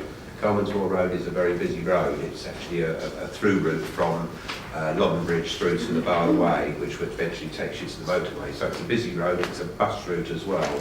And there are other areas of Coleman's Moor Road where there is parking on the road and it causes quite a bit of congestion. Also, just outside that site is a bus stop, and obviously not a busy bus route, but there are buses along there which again can cause problems if vehicles are parked there as well, or not on the bus stop but nearby. So whether there could be some provision for I don't know, yellow lines to restrict the parking near those entrances, because there's two entrances to this site, might be a help to ease the problem. You've got two entrances, have you? Yeah. Yeah, there's Yeah, one, that's one right, to so the three, it's- one to three properties, and then one to the other 14. That's correct. Yeah. So, yeah, there's the Yeah. main access serving 14 properties and then smaller Yeah. access No, sorry. serving 3 of them. So, I mean, and there's a bus stop, as you say, just to the southwest of the site. So, for starters, nobody's going to be able to park in the bus stop itself, so that's going to keep one side of the access clear. There's quite limited space between the 2 accesses. I mean, you might get the odd vehicle parked in there. The problem with bringing in double yellow lines is obviously we have to go through a traffic regulation order consultation process. So even if that's successful, what it might do is just push the problem a bit further down the road, and then those residents start complaining and so on. So going back to the parking standards say that you need 0.2 visitor spaces per dwelling, which is a total of 4 for this site, and we're providing 4. So, you know, it's giving us as many as we need. I won't question their parking standards at the moment, but I'm sure another member of the committee might like to. I think that's it. I think, generally speaking, I think, as I said at the beginning, we are happy that the fact that it's going to go to residential, but there are a few issues. Height, the boundary fence is being substantial enough to cut down noise, and also light. And the removal of the concrete, if it's going to be removed off the site, should be restricted on times. Thank you. Can we have a response to those 3 or 4 points, please? Concrete removal, there's no details in relation to construction management at this stage, but there is details that form part of the affordable housing review, which took into account the costs involved in the decontamination of the site and everything else, and that did include an amount of £60,000 for concrete removal. So you could maybe assume from that that the removal, all the concrete will be removed from the site. And given if it's contaminated, then it's probably not worthwhile being reused on the site. Is there not a condition saying it all has to be removed? Demolished materials have to be removed from the site, yes. Well, surely that's, as a layman, I would take it that's the concrete. That is a standard condition that's applied to this permission. It takes into account buildings, but in this case it would, I would assume, take demolished materials would include the concrete, yes. Sure. Yeah, just a question. Very often on sites, the concrete is crushed on sites and reused on the sites. Is this likely to be a possibility? I would suggest it's probably not going to happen because of the potential contamination of the site. Yeah, on that note, what they do is they will, once they start digging up the concrete, they'll do testing of the area, and what they'll normally find is, on a site like this, you'd probably find contamination. On that basis, then you will ship it all out to a licensed site. So the likelihood is they won't be using any of the concrete again, but they may find that when they're testing, that actually some of it's okay. But I suspect most of it on a site like this will be transported off-site to a licensed site. That's it. Yes, okay. Okay. Before I just open up, a couple of members have asked me about the lack of affordable housing. So before I open up to that, I'm just going to ask Connor and then Mary to talk on that, please. Yeah, so within the planning system, developers will review a site if they come across. It's very common on sites in urban areas. So what they'll do is they'll look at any issues on the site. They'll look at the land costs, the build costs, all the contamination issues. If the developer finds it's unviable to build out, and there's generally an accepted level of about 15 to 20% profit from any site for a developer. Depending where you are in London, it's obviously a little bit less.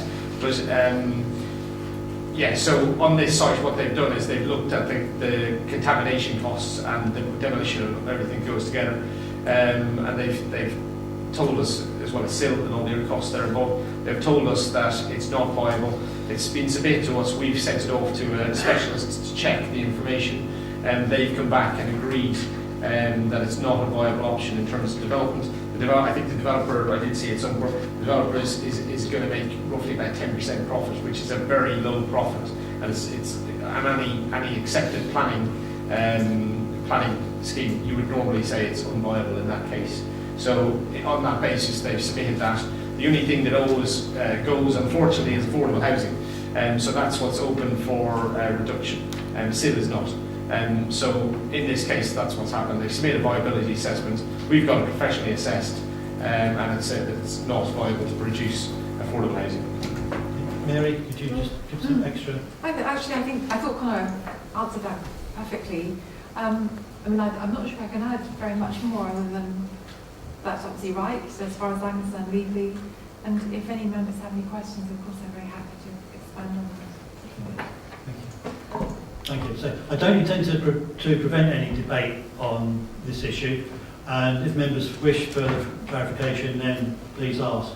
I would, though, ask that members refrain from making statements of how disappointed that they are with their lack of affordable housing, because it's being videoed here, and it was clearly going in the minutes that I think all of the committee are very deeply concerned that there is no affordable housing. Right, I had Carl, Wayne, and then let's see some more. And Michelle. Carl, please. Thank you, Chair. Okay, I won't say that I'm disappointed. I'll come to affordable at the end. The comments made there by the agent, the scrapyard stuff, sounded like a threat to me. Kind of, do this, or, we're going to put something in there. I think that has been done in other places. Something to note. The height of this, whether it's 2.5 or 3 or whatever it is, the roofs look terrible. It looks ugly, it looks big, it looks high to me. It is high. I don't like the way they look. I think that's bad. The density, it says in here something about it being slightly bigger than the area. It's not slightly bigger, it's a degree bigger. The density's gone up, and that's shown by the restriction of permitted development rights, which is one of the conditions stopping people from building anything else, sheds or so on. So clearly, it is denser than would be expected, I think. So I don't like the idea because of that. Of course, dense kind of density, high density kind of apartment type places is what you'd expect if there was quite a bit of affordable housing. But of course there isn't. There's zero. So I'm going to start my little odyssey on affordable housing here by asking what version of the National Planning NPPF applies to this site, to this application. Is it the old one or the new one? The current one, because that's the one we have to use. As I said, it's an accepted standard, and the developers are allowed to make a profit. And the accepted standard is in the region of 15%, and they're not making it. So on that basis, they can question viability.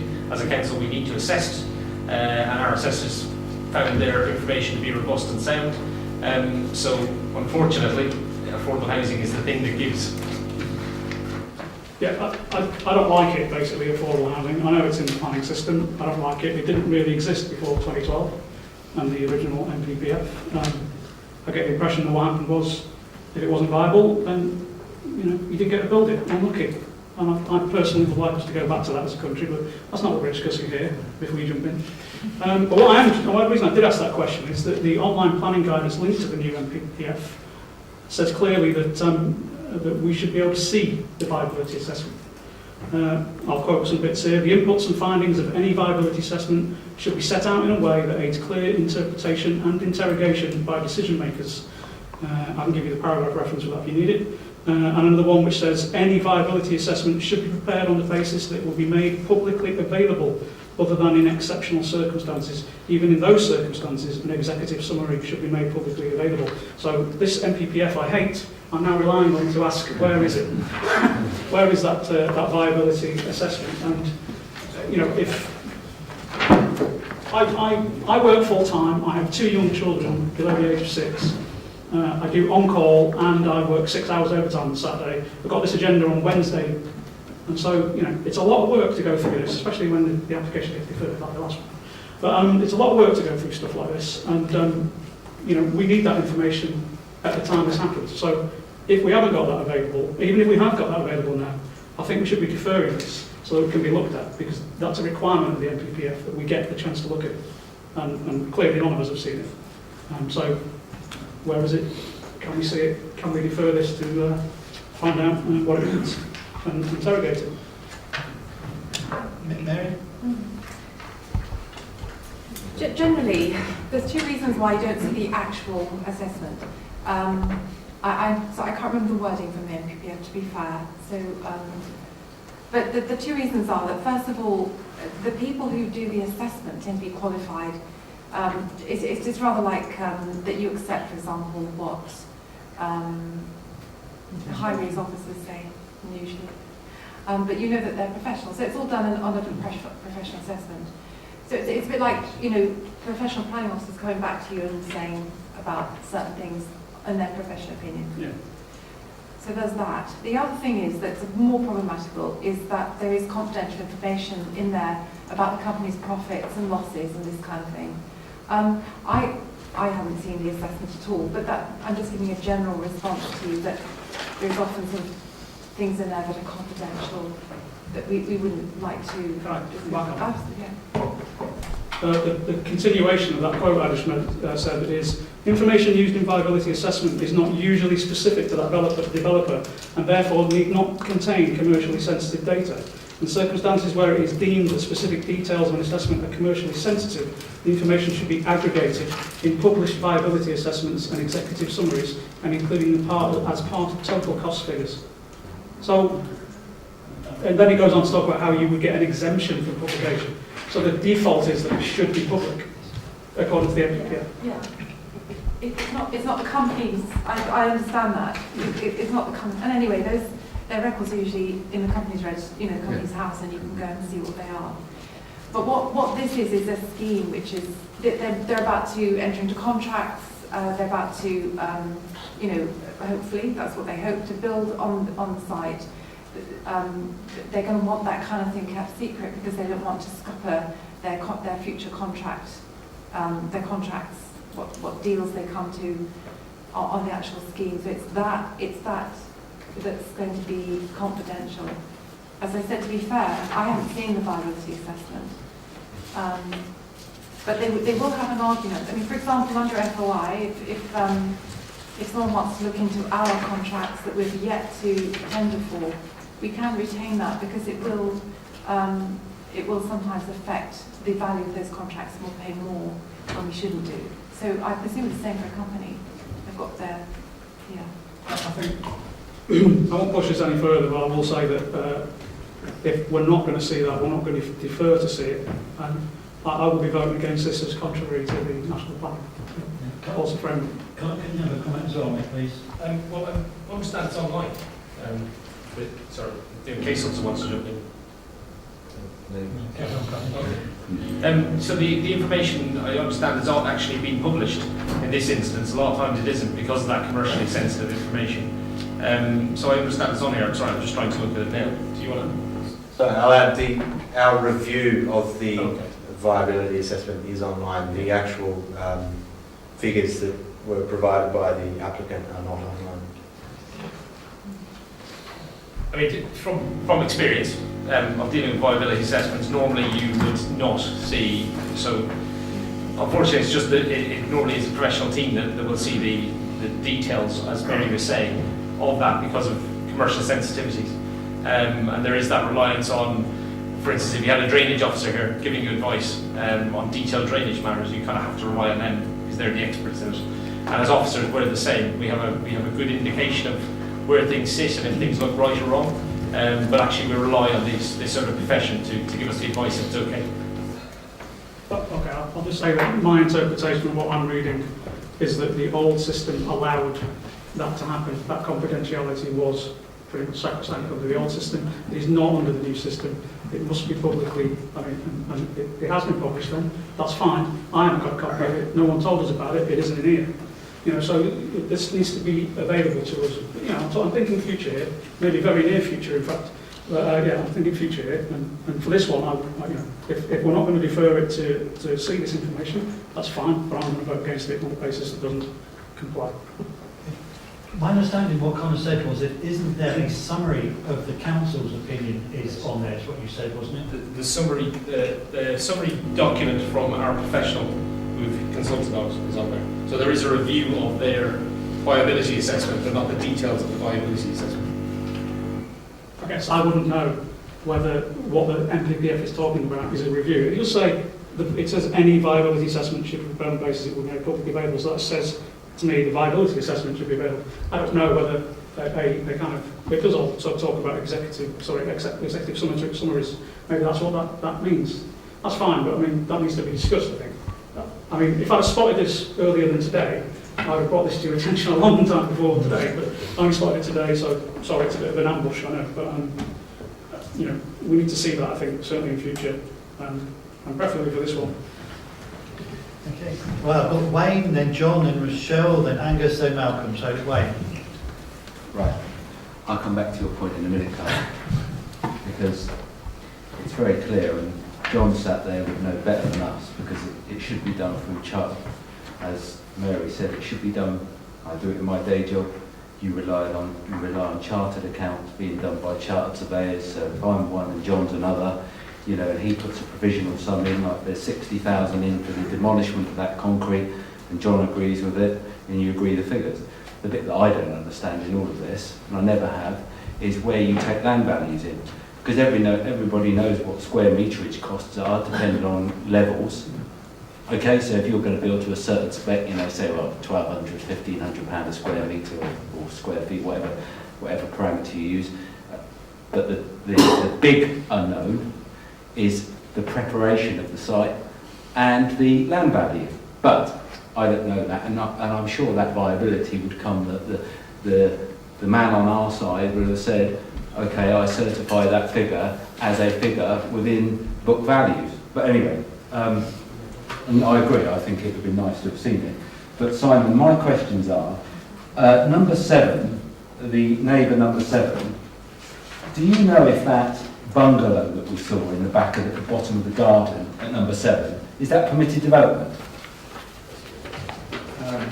Do you know if that was built under permitted development? The building on the right, yeah. The picture here, the review of it came in under building application from the early 90s. Okay. So I left it at that because it's been in existence for, it clearly indicated a granny annex from the early 90s, so it would have permission through the 10-year rule or 4-year rule. Okay. I agree with Bill. You know, but I think we can deal with it for a planning condition on this boundary. You know, because normally it would be a 2-metre fence, but I think this is a great case for an 8-foot fence, 2.4, 2.5 metre fence with good landscaping, because you've got those trees there that are interesting. But my last point was, and I was going to quiz you on this, because we've had it before, and Tim knows this, when I raised this on the site where they're building the, not affordable, the over 55 schemes, you know, as we went, you go out past Waitrose, down to, and you turn left, they're building it right on the, you know, yeah. near you. Right, we asked that question there on viability, and I got independent versus independent, but I never got the answer on who actually does it, and if the answer is, it's commercially sensitive, well, only parts of it are. You know, because you can go into a company's house and get most percent, and you know, if companies are being allowed to make 15 to 20%, I think most companies these days would love to make that kind of number, but if that's what's in the guidance, you can't change it. But I would like that point clarified, if the independent are chartered.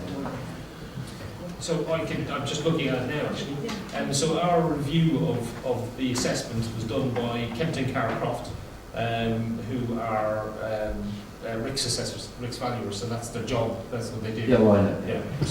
Yeah, so that's who we used in this instance. So that's who we rely on, because as a professional I can look at stuff, I can see the holes in it, or not, as the case may be.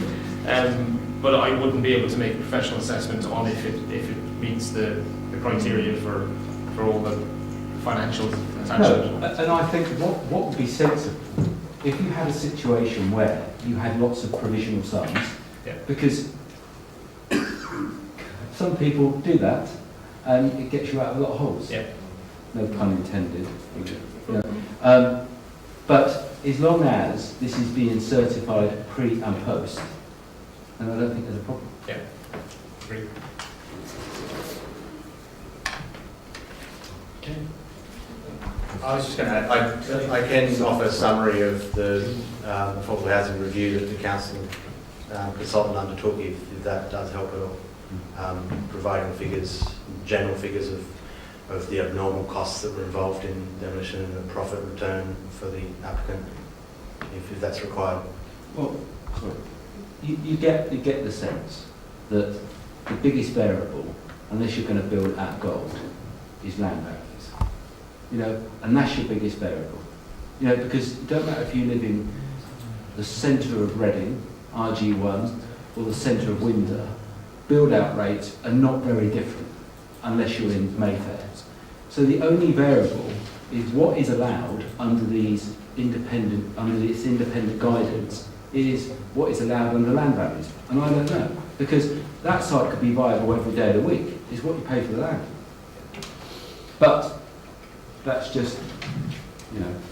That's part of the assessment that the surveyors will do. They'll look at if there's because you can pay too much for land, and that's your problem. Absolutely. No, it's not the council's problem, it's their problem. Yeah. So that's part of that assessment that they do. Can you read out the thing? Because there's only like 6 figures to read out. When you read them out. Sure, so I'm just reading out this is all on the council's website, so it's just the kind of summary at the end, and it relates to proposed the figures, which is base build costs, just over 3 million, professional fees, finance, marketing, developer return, total cost of development.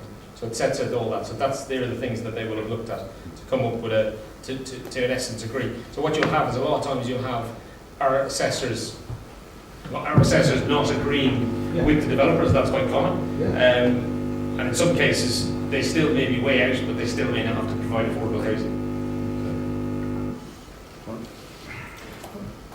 Right, we have John then. Yes, I've listened with great interest to this discussion about how you work out the land value. My first 12 years of 50 years in the building industry was working for some of the largest spec developers, Crest, Persimmon, and the various, and also the precursor to Berkeley Homes. The way you calculate land value, you work out what you're going to sell them for, take off your profit, take off your land marketing, total build costs, your marketing, your soliciting, all of those figures, and then you add on anomalies like digging up that concrete and disposing of it. What is left is the value of the land. Every builder who develops does it in the same way. I spent 12 years doing it for some of the big ones, and the answer is the land value was worked out based on clearing all this concrete.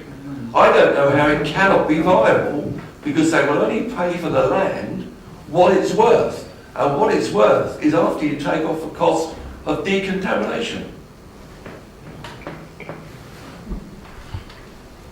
Okay, you know, it's just a statement there, Rochelle. My favourite subject. Woking is one of the 10 highest car-owning boroughs at 2.43 cars per dwelling, and the borough design guide is way out of date at the amount of parking they request. We really need more parking, and it needs to be revised. It needs to be revised now before we buy more cars, as we have more children living at home, unfortunately, because it costs. And secondly, I will say, removal of the scrapyard is probably a very, very good thing. If you ask the residents of Lewis Hill who are tired of hearing noise from a scrapyard, ask the residents of Sindlesham and Barkham of having trucks going by, having these big giant lorries going by, full of scrap, dropping it along the way, and having a very unpleasant experience to be there. So I think this is a good thing to get rid of the scrapyard. Okay, thank you for those statements, Rochelle. Angus. Just a final thing on viability. I think John touched on a very important point here, because I've had experience through the fire service in getting rid of sites for development that have been fire stations or have been other things where a fire station can be put. And the unknown, until you actually do it, is the cost of the contamination clearance. Now, I think we all had presumed that the exercise was done the other way round to the one that John is describing. In other words, that you say, well, land in Woodley is worth N million per acre, and then work back from there, rather than the residual argument that John has got. I don't think it's going to take us anywhere tonight, but I think it is something that members should be clearer about when it's presented to us. Just a couple of points on the point was made about density. It's a balance between, I think it's what, 35.4 per hectare for an urban area is very average. It might be slightly less around here, but I didn't see that as a particular problem. I think the issue I brought up on site and was touched on again earlier on, the red line goes along the frontage of the houses rather than including the road, which perhaps is unfortunate, because I would have thought that with that number of dwellings spilling out onto the road, it would be good to have some opportunity for ensuring better sight lines as people pull out because of the traffic going on with the buses and whatever. But the highways officer at the time wasn't very supportive of what I was suggesting. But I don't know, Judy, whether you've got anything else to say on that one.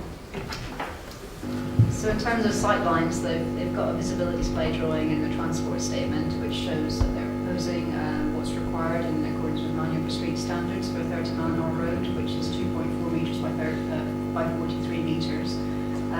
So we've got it secured on a drawing. They have to adhere to that drawing.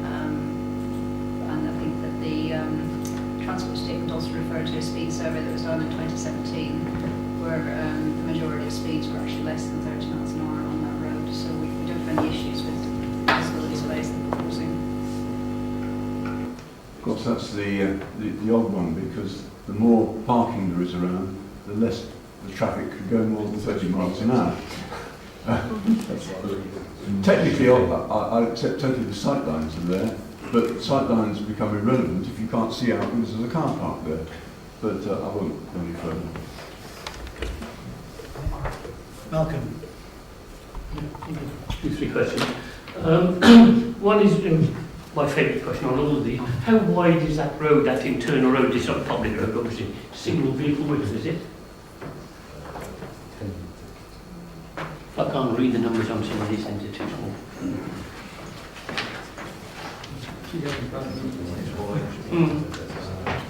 I believe it's 4.8 metres, so it allows for two vehicles to pass each other. But two cars? Yes. Okay. So if a waste lorry comes, it presumably goes in there to empty the rubbish. So that's 3 or 4 metre wide. Thanks. Oh yeah. So if you look at the drawing on the presentation, it shows the tracking of the vehicle. It's a little bit difficult to see, but you can see the lap. Well, I've got large print here, you see. But I can't read the numbers as well. The point is that when bin lorries or removal lorries or anybody, when they're moving to houses, if it's got full width, if it's only got two cars, there's going to be lots of vehicles going in and out there once a week in the bins, and then more people moving in and out. If a lorry is going in there on a fairly narrow road, it's going to get stuck halfway if anybody is parked on the road inside. There's not going to be room to get past it, you can see. Is that the case? So it's been tracked so that the refuse vehicle can get in, and obviously the refuse on its vehicle. own, but what happens if on somebody's its own, parked? yeah. So, as you can see from the site layout, there's visitor parking bases so on recessed off the road, so there's provision for vehicles to park and meets the parking standards, and there's not expected to be any overspill parking, and yeah, that's is there a pavement either side of that? I can't tell from the front. Does that mean a pavement, those dotted lines? yeah, so just Okay. to the east of the access, there's a footway that goes up the side until you get to the sort of central, the first parking court in the middle of the site, and then there's one that continues around those houses that Simon's pointed out. I can see that there is a opportunity for people to go in, turn around inside and come out forward, which is always an obligation. But again, it depends. If people park in their own site, off-road, I don't see a problem anywhere there. But if anyone parks on that road, when any large vehicles going down, it's going to be blocked. And if anyone parks in that head turn, or whatever you call it, at the top, they wouldn't have enough space to turn around and come out. So are there any thoughts on how you prevent that? So I think that the people No who parking on the road at the end, for instance. the people who would be likely to be parking within the roads are the residents themselves, and they're going to know on the day of the week that Flynn Lorry is coming, that Flynn Lorry needs access. So I would expect it to police itself. I suppose the other thing is where the roads wide and where the parking courts are, they will act like a sort of passing bay. So the vehicles coming out of the site, when you see the refuse vehicles coming in, there's capacity within the site for them to kind of pull aside and let the refuse vehicle come on their way. And like I say, we're talking about very, very low vehicular movements. So we're talking about 7 trips sort of coming out in the morning peak. And So 2 cars side by side, one going in and one coming out. Yes, That's quite so possible on that entrance. 6 vehicles coming out in the morning peak and then 2 coming in. So it's very unlikely they're going to conflict with the large vehicles. Is that's not a public road then, this is a private road presumably. Will it have street lighting in it? It's going to be built to adoptable standards, so that's a requirement, and we've got that covered by condition. So drainage, street lighting levels, road widths, materials, all that will be looked at through the pre-commencement planning condition. Yes. And last question is going back to this thing about affordable housing. The recommended one is only 30-35% or something, but it's not a 0 or 35, is it? Presumably, if the margins are tight, you could do a partial one. I mean, 5 or 10% being affordable housing would be better than none. So, for instance, instead of 5 extra buildings, being roughly a third of 17, even 2 properties in there would be something affordable rather than 0. Is there any reason that you couldn't do partial affordable? Yes, for the reason they fall under the accepted rate of return for a developer, so which is 15%. I mean, you go to places like London, obviously values are not different. But nationally, the accepted level is 15% as a minimum, and they're coming at 10. Just looking at this report, they're coming at around 10%. So they can argue they shouldn't provide affordable housing, and as a council, it's very difficult to defend that, if not impossible. Thank you. I've got Phil, then Michelle, then John. It's just a small point. We get fixated on being able to allow a refuse lorry to go in. I know that's our concern, but more importantly is emergency services, fire engines. I mean, we might know when the refuse lorry is going to turn up, but we certainly wouldn't know when a fire apparatus is needed. You know, perhaps we need to consider that sometimes. Fire engines will just knock over, fire apparatus will knock anything out of their way. It doesn't really matter. They will just take it and ram it or through and push it someplace else. Did you want to come back? If they need to get in. Emergency services. Just to say that if the site didn't meet the parking standards and we had concerns that there was going to be overspill parking on the internal roads, then obviously that's something we would consider and be concerned about. The site's being tracked for 11.3 metre long refuse vehicle, which exceeds the length of the fire tender. So we don't have any concerns that the fire tender can't get in and turn around and come out on site. And like I say, the parking is adequate. Michelle? You said the roads will be made to adaptable standards. Are they going to be adapted? So whether the roads are adopted or not is a decision of the developer. So we have a pre-commencement planning condition to secure the condition of the roads and the details of it. We would also serve what's called an advance payment code notice on the developer. So as soon as they apply for building regulations, we will secure a bond from them for the cost of building the roads. So that if any issue happens and it doesn't look like it's being built to adoptable standard or we're not happy with the specification, we can call in that bond and step in and put the roads right ourselves. But the decision for whether the road's adopted or not is for the developer. If it's not adopted, we've got those other provisions to make sure it's adoptable standard. I'd like to say something positive about that. I like developers to make it to adoptable standards. There are too many developers who make it to non-adoptable standard and don't do very right by their new residents who don't realize the council doesn't maintain their roads. Thank you, Michelle. John? Yeah, going back to this viability assessment, I'm sorry to go back to it, Chair. But I don't honestly believe that what they're saying is absolutely correct. Do we know that that land value they've got in that assessment is what they've paid for the land or not? Are we just listening to what they're saying that's the average price for land in the area, or are they actually using their calculation when they bought the site or own the site? That's the important thing. And I tend to go along with Carl here that this should have affordable housing on it, and I personally can't see any reason why it can't have and still give an adequate return to the developer. The answer to that is because our professional people are telling us it can't, and they've looked at it, and they've looked at the values that can be returned from the site, so residual land value, and benchmark land values locally about what the return is for a house or all the. So they will have assessed that, including all the other factors, and they will have given us an opinion, which is what we rely on, to say yes or no to affordable housing. And they've come back to us and said it's not viable because they're only coming in a developer profit at just over 10%. So the calculation is based on a reasonable land value in that area. That's wrong. Land value is what it's worth. If it's got contamination, it's worth less. I had a site down in Southampton, which I valued at zero. Yeah. It was contaminated with asbestos. And it cost an hell of a lot of money just to get rid of the asbestos. So the land value is based on what it looks like now. And on that side, I expect you to know affordable housing. Yeah. My point.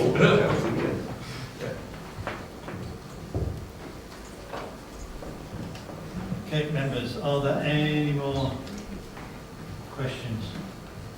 Clarification? So on this affordable housing, to say we've all got concerns that there isn't any affordable housing, but we have clearly stated by our senior manager and our borough solicitor that our own, an independent consultant that we paid for have checked it out and said that it is not viable for affordable housing. So that cannot be an issue to put down for refusal, because our own people have said it is not viable. I say I do share everyone's concern that every application should have affordable housing, and I agree with your point as well. It does appear that they've overpaid for the land, that's it, would be viable.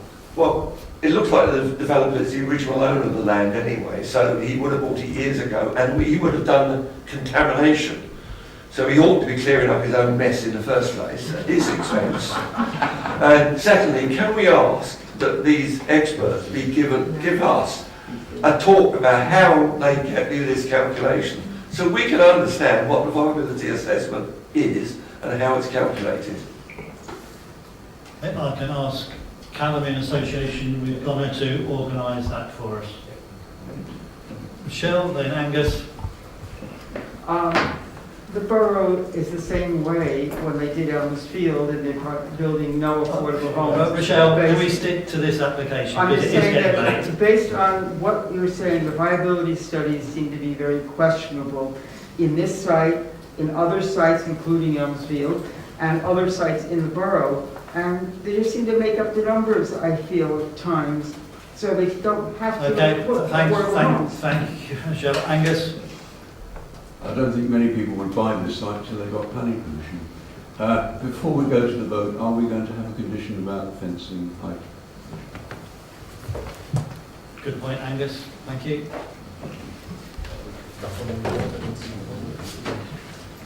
Was it you, Bill, wanted to increase it? Yeah, well, no, I said we wanted to be absolutely clear that it had to retain noise and light. Sorry, yeah, my point was about the possibilities of vehicles arriving with lights on that would penetrate soft fencing and the noise. So the height is obviously an issue as well, but it was actually the quality of the fencing in boundary. So is this, sorry, is this to do with the construction side of things or the final development side? It's the final development of the boundary fences. Yeah, I think there's probably a condition on there to do with boundary fences, so we can control it under that anyway. Just trying to see what number it is. There is a condition relating to boundary treatments, and it takes into account neighbourhood and wildlife.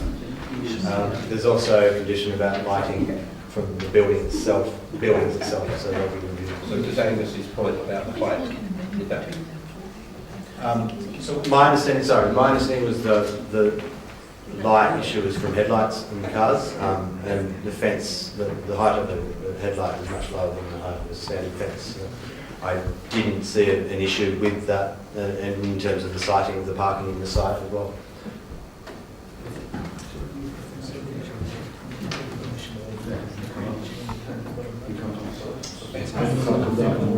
Yes. Okay. So what we'll do is we'll, if it's okay, we'll take it away. We will come up with a condition that will cover your concerns and Angus's concerns and agree with the head of development management, yourself, and the chair. Fine, thank you. Right. Oh, Malcolm was first, Wayne, and then I'll come to you. I can't remember whether Sean here is permitted development continuing on, or are we stopping? It's been taken off. I remember if I'd seen this. Okay, Wayne? No, I just want to build on this point about Callum. So, I think what we need, because we're going to have one come up in a minute on this very subject. We're not going to get the trading in before then. To go back to John's point, I think as I said before, I understand the commerciality even through a freedom of information request. But if you're going to put in figures relating, you're going to need to put in certain levels of, as John quite rightly says, and I don't know how, and it's not for now, but I don't know how this one's fallen through the hoops, but there's a lot of things wrong with our planning system, and this is probably one more that we need to add and take forward. But we do need to have that statement, however much it's not filled in these packs. Build the structure. So, for example, so we know that a RICS surveyor, because a RICS surveyor will have gone to a chartered QS invariably to quantify the numbers. He's just talking about the procedural efforts. So I think we need that information in here, and I think if we vote to approve this, it's got to be on the understanding that we haven't had that information and we're relying, as Tim says, we're relying on the expert's report. According to the NPPF, we're supposed to. Okay, members. The recommendation then is set out for approval on page 122, and there's the set of conditions that follow there, and in the members' update there are a number of new conditions which I don't propose to read out, and we've got the extra one about the fencing which the chairman and ward member are going to, along with planning officer, look at. So all those in favour of approving this application, please show. So we have 1, 2, 3, 4, 5, 6, 7, and those against, we have 1, and abstaining, I'm thinking 1. So that application is approved. Thank you, members.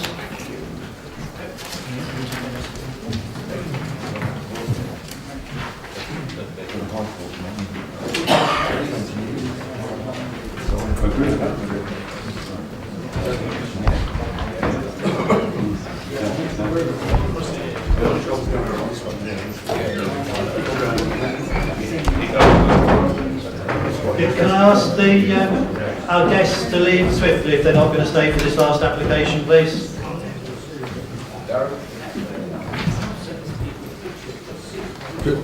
Can we have...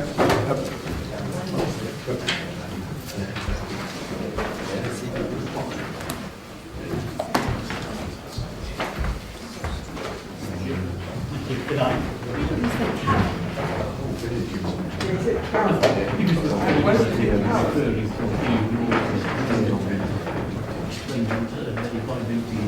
Okay, we come to the last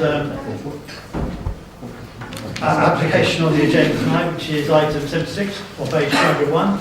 This West Forest Gate at Wellington Road, Wokingham, full application for the demolition of a B1 office building and erection of 2 buildings to provide 49 apartments, car parking, vehicle and pedestrian access and landscaping. This before the committee, it's a major application, and the case officer is Laura Pallen, who I will hand over to. Thank you, Chair.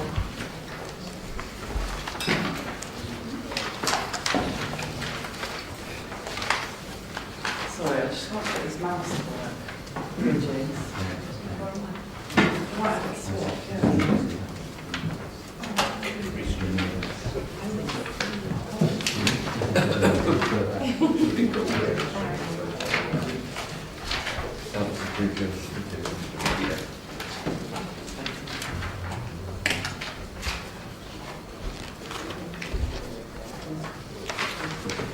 So the site is located south of the Carnival Pool building, adjacent to Carnival Car Park. The proposal is to demolish the existing office building that is coming to the end of its life and is no longer in demand, part of which has been vacant for 8 years, despite marketing since 2011. The proposed development is for 2 buildings of 3 and 4 stories in height, comprising of 49 units, a mix of 24 one-bed, 22 bed and 5 number 3 bed units. Here is Block A, which would front onto Finchampstead Road. The buildings are of a contemporary design to respond to the existing development and the proposed redevelopment of the nearby Carnival Pool and the town centre regeneration. This is a street scene drawing of the of Block A fronting onto Finchampstead Road. This is what the view would be from Carey Road. You can see in the background there Block B, which would be slightly taller. This is the current view from Carey Road towards the development, with the trees along the frontage there, and that's the existing office building. This is an impression from further back in Carey Road, looking towards the side, where you can see proposed Block A again in the street scene. And again, this is looking south down Finchampstead Road. The trees obviously have got leaves here, so it's a bit of a different view. That would be a view when the trees are included. So Block B would be sited behind Block A, immediately adjacent to Carnival Pool car park. The building would be slightly lower than the car park building, but taller than Block A. This is the view from Carnival Pool car park towards the current office building, where the proposed Block B would be sited. And in the photograph to the right, you can see the neighbouring dwellings at Oakey Drive. These are separated by a distance of in excess of 30 metres to the dwellings themselves.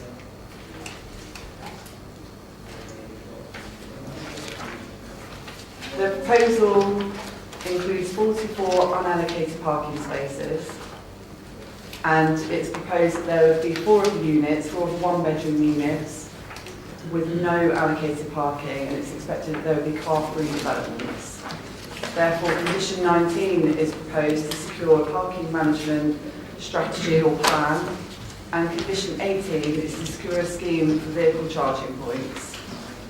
Section 106 contributions are also proposed to secure contribution to a car club, which would assist with those car-free units having access to a vehicle when necessary. It's also proposed that there be a high-quality landscaping scheme, particularly to strengthen the landscaping along the green route of Finchampstead Road, with additional tree planting and other landscape features to enhance the green routes.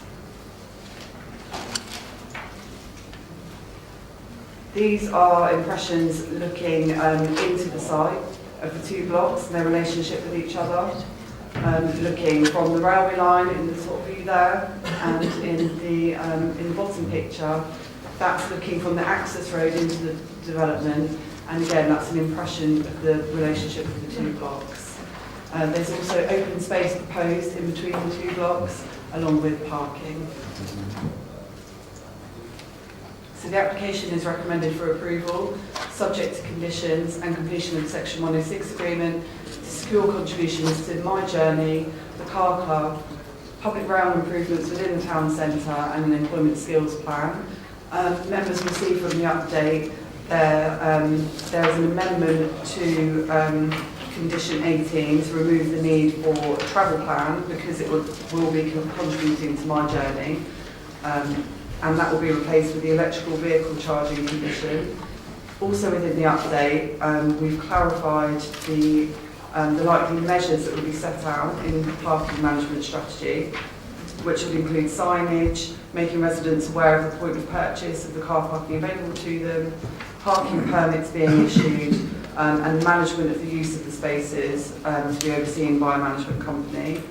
In addition, members are advised that an appeal was allowed in October 2017 for 2 two-bed flats in Rectory Road, Wokingham, that had no allocated parking. It was considered that given the sustainable location, the accessibility of alternative modes of transport, that there wouldn't be unacceptable harm in terms of parking and impact upon highway safety. That's a material consideration here, and it's something that should be given consideration in terms of whether or not it's acceptable to have the car-free units in this site. Thank you, Chair. Thank you very much. We have no speakers registered. We have no ward member. I'm going to say there's no affordable housing on this one. So if we cannot go over the same ground as we did in the last application, but please ask questions on this application. Who would like to go first? John. I was just going to ask, is there a similar calculation done for no viability for the less? Okay. Carl. Yeah, I'll just make the point that I'm not going to go over it again, but just to make the point on the same stance as the last one. We don't have the assessment, it's not public, it should be. So on that basis, I'll be voting against it because it's contrary. I also noticed the loss of office space. I mean, the talk of leaving it, it's been 8 years on the market apparently, and it's not in use. There was somebody in it, when I arrived tonight, there was somebody in it, the last one. Good luck. Security guard students. So, it is contrary to CP15 as an overall loss of floor space. So that is a problem. How do we get around those things? Because they're pretty much set in stone for everything else. So well, this one's kind of that bothers me a bit. Also, there's a statement about balconies. And the noise effects of people on their balconies, saying unlikely that balconies will be used during the night.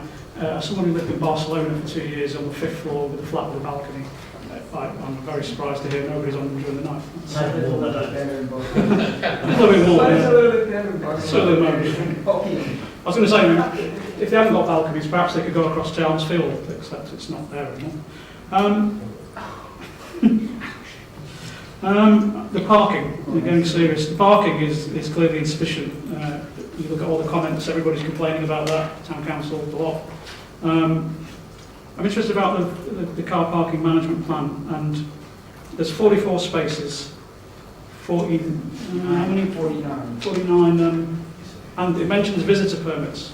So I'm a bit, how is that working when you've got 44 people who've got one car each in their spaces they've got permits for? And somebody gets a visitor and parks in a space, and then the resident turns up with a residence permit. Is there a priority system for that? I mean, how will that be managed? It seems a bit, I think that's indicative that there's just not enough spaces, really. Right. If I could have the comments then, I think it was on the office space disappearing and then clearly on parking.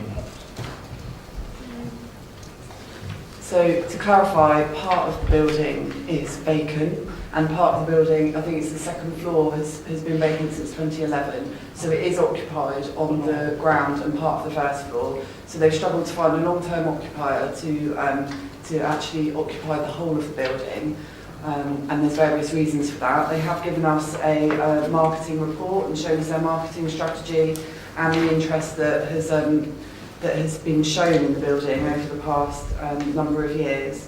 And we're satisfied that they have been attempting to market it, but that the cost of making this building acceptable in terms of what modern office users would require isn't considered to be viable. So the next point was about balconies. So balconies are proposed. The noise assessment was considering noise from the road and impacts on the users of the balconies.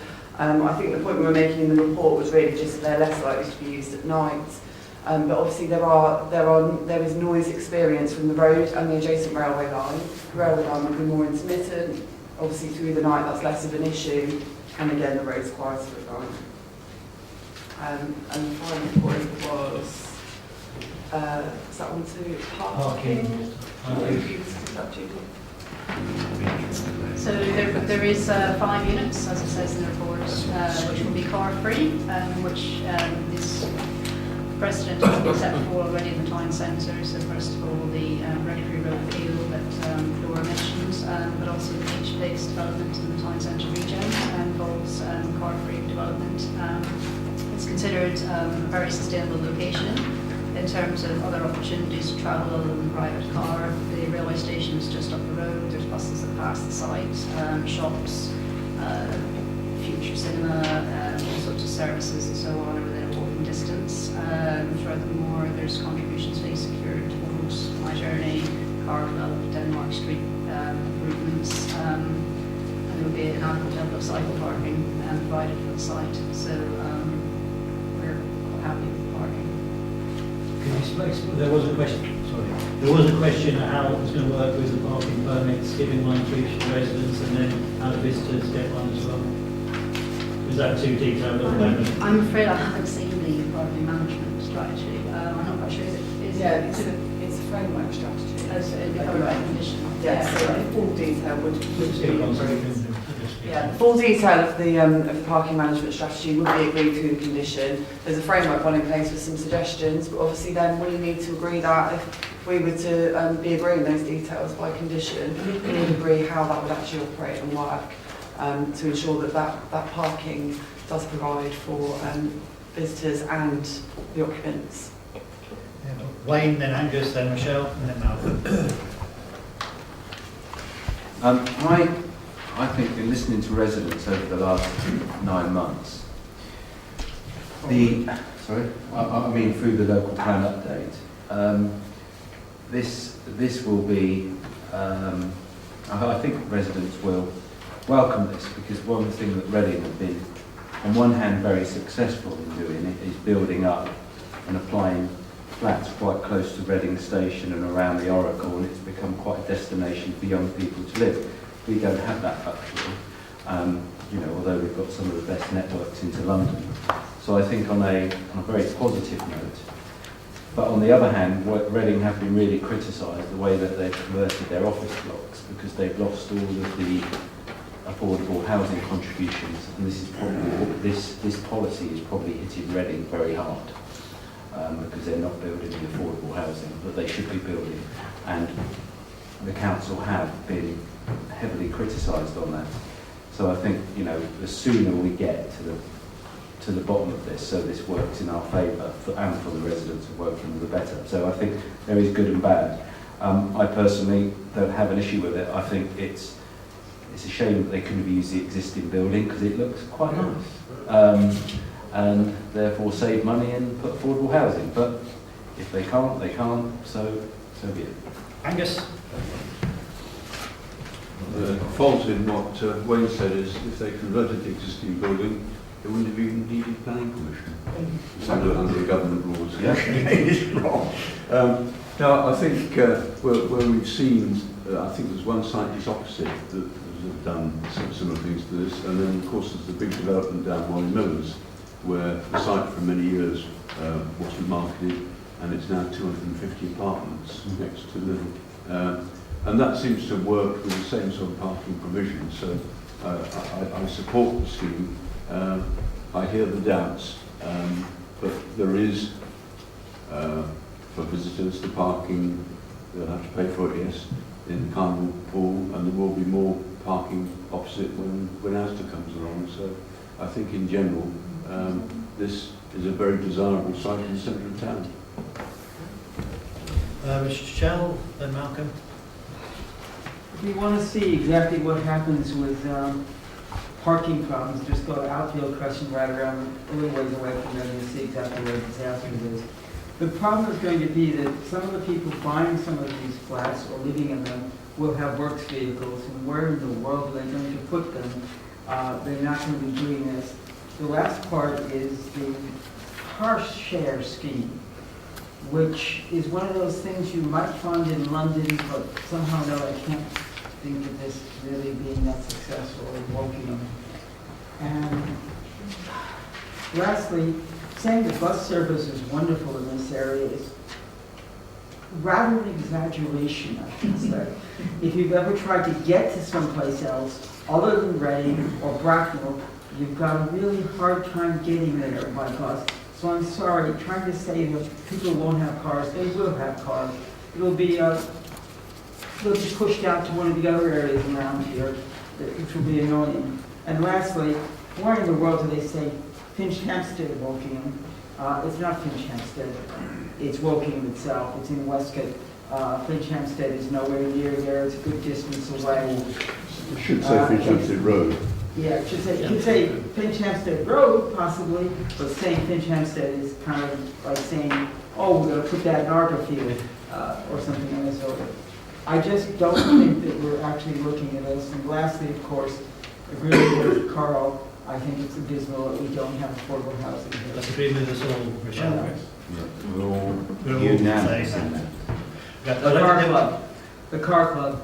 How can you possibly say one space for a car club is going to help the people have none? And unless they're taking the train, how are they going to get to Arborfield by train? Or how are they going to get to Wargrave by train? Or Twyford by train from here? It's going to be a challenge. Yeah. Dead easy. For about how?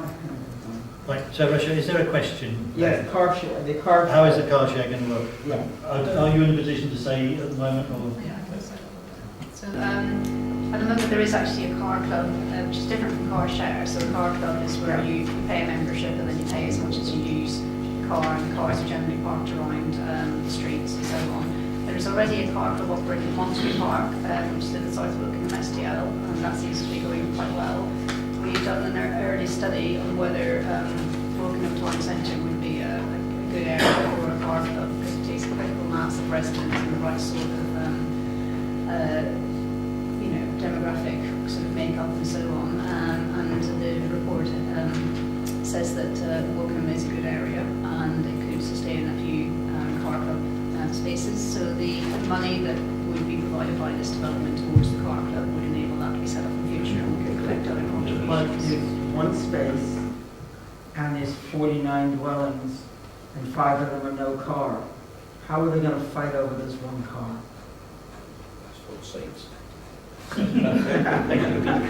And no visitor spaces either. I mean, they won't all. They can't be friends. I think that the car club that's being looked at, I think that they think it can sustain quite a few vehicles. So whilst there might be one parked near the site, there could also be others parked nearby in the town centre. They're not all going to use the car at the same time. I mean, obviously there's other modes of transport. There's the railway station. There's walking, cycling. Cycling to Reading or cycling to London? Okay, Malcolm? Yes, I should comment. So it's good and bad about it, really. It looks reasonable, it's providing accommodation. It's also reasonably near train station and so on. And I am actually in agreement with building things in the middle of towns near good transportation. And the theory is you then won't need a car. In practice, of course, almost everybody will have a car, whether they're in the middle of the town or not. So I'm a bit concerned about the availability of parking spaces, and I think it might encourage people to park on side roads quite a lot. One of the concerns I have really though is where it comes out, because of the location so near to the big roundabout by the Burger King and so on. If you come up and down that road at the moment you get that roundabout, cars coming out of the Burger King and the office area, they either have to sit there for ages waiting to get out on the road, or people coming up have to also slow down and wait for a line. So I'm a bit concerned about potential congestion at that point where they come out onto the roundabout. I'm also concerned about the parking simply because there isn't quite enough on it. being in the town centre, building stuff for people who don't necessarily want a car, and that aim is fine. I thought you said with the car club, some cars would be left on the nearby streets. That worries me a bit more. You're supposed to wander around the streets looking for car number ABC 123, and well, I don't know how it works, but if it's leaving cars on the road for people to go and pick up, it seems an odd arrangement. How does the scheme look? Be an outline. So, like I say, there's just been an early study done to see whether Wokingham is the sort of place that could support a car club and whether it would work here. There obviously need to be a more detailed report done in terms of where these parking bays would go. Part of the success of a car club is that the bays are visible, and people walk past them and realise and ask questions, what is this car club, I don't become a member. So there would need to be a detailed study done of where those spaces go. The other thing I just wanted to mention was there is an adopted SPD for the town centre in Wokingham, which states in the medium to long term, future developments within the town centre must seek to materially reduce car parking provision and contribute to enhanced parking management and sustainable transport improvements. So I appreciate that you're concerned about car-free development, but this is in accordance with the approved SPD for the town centre.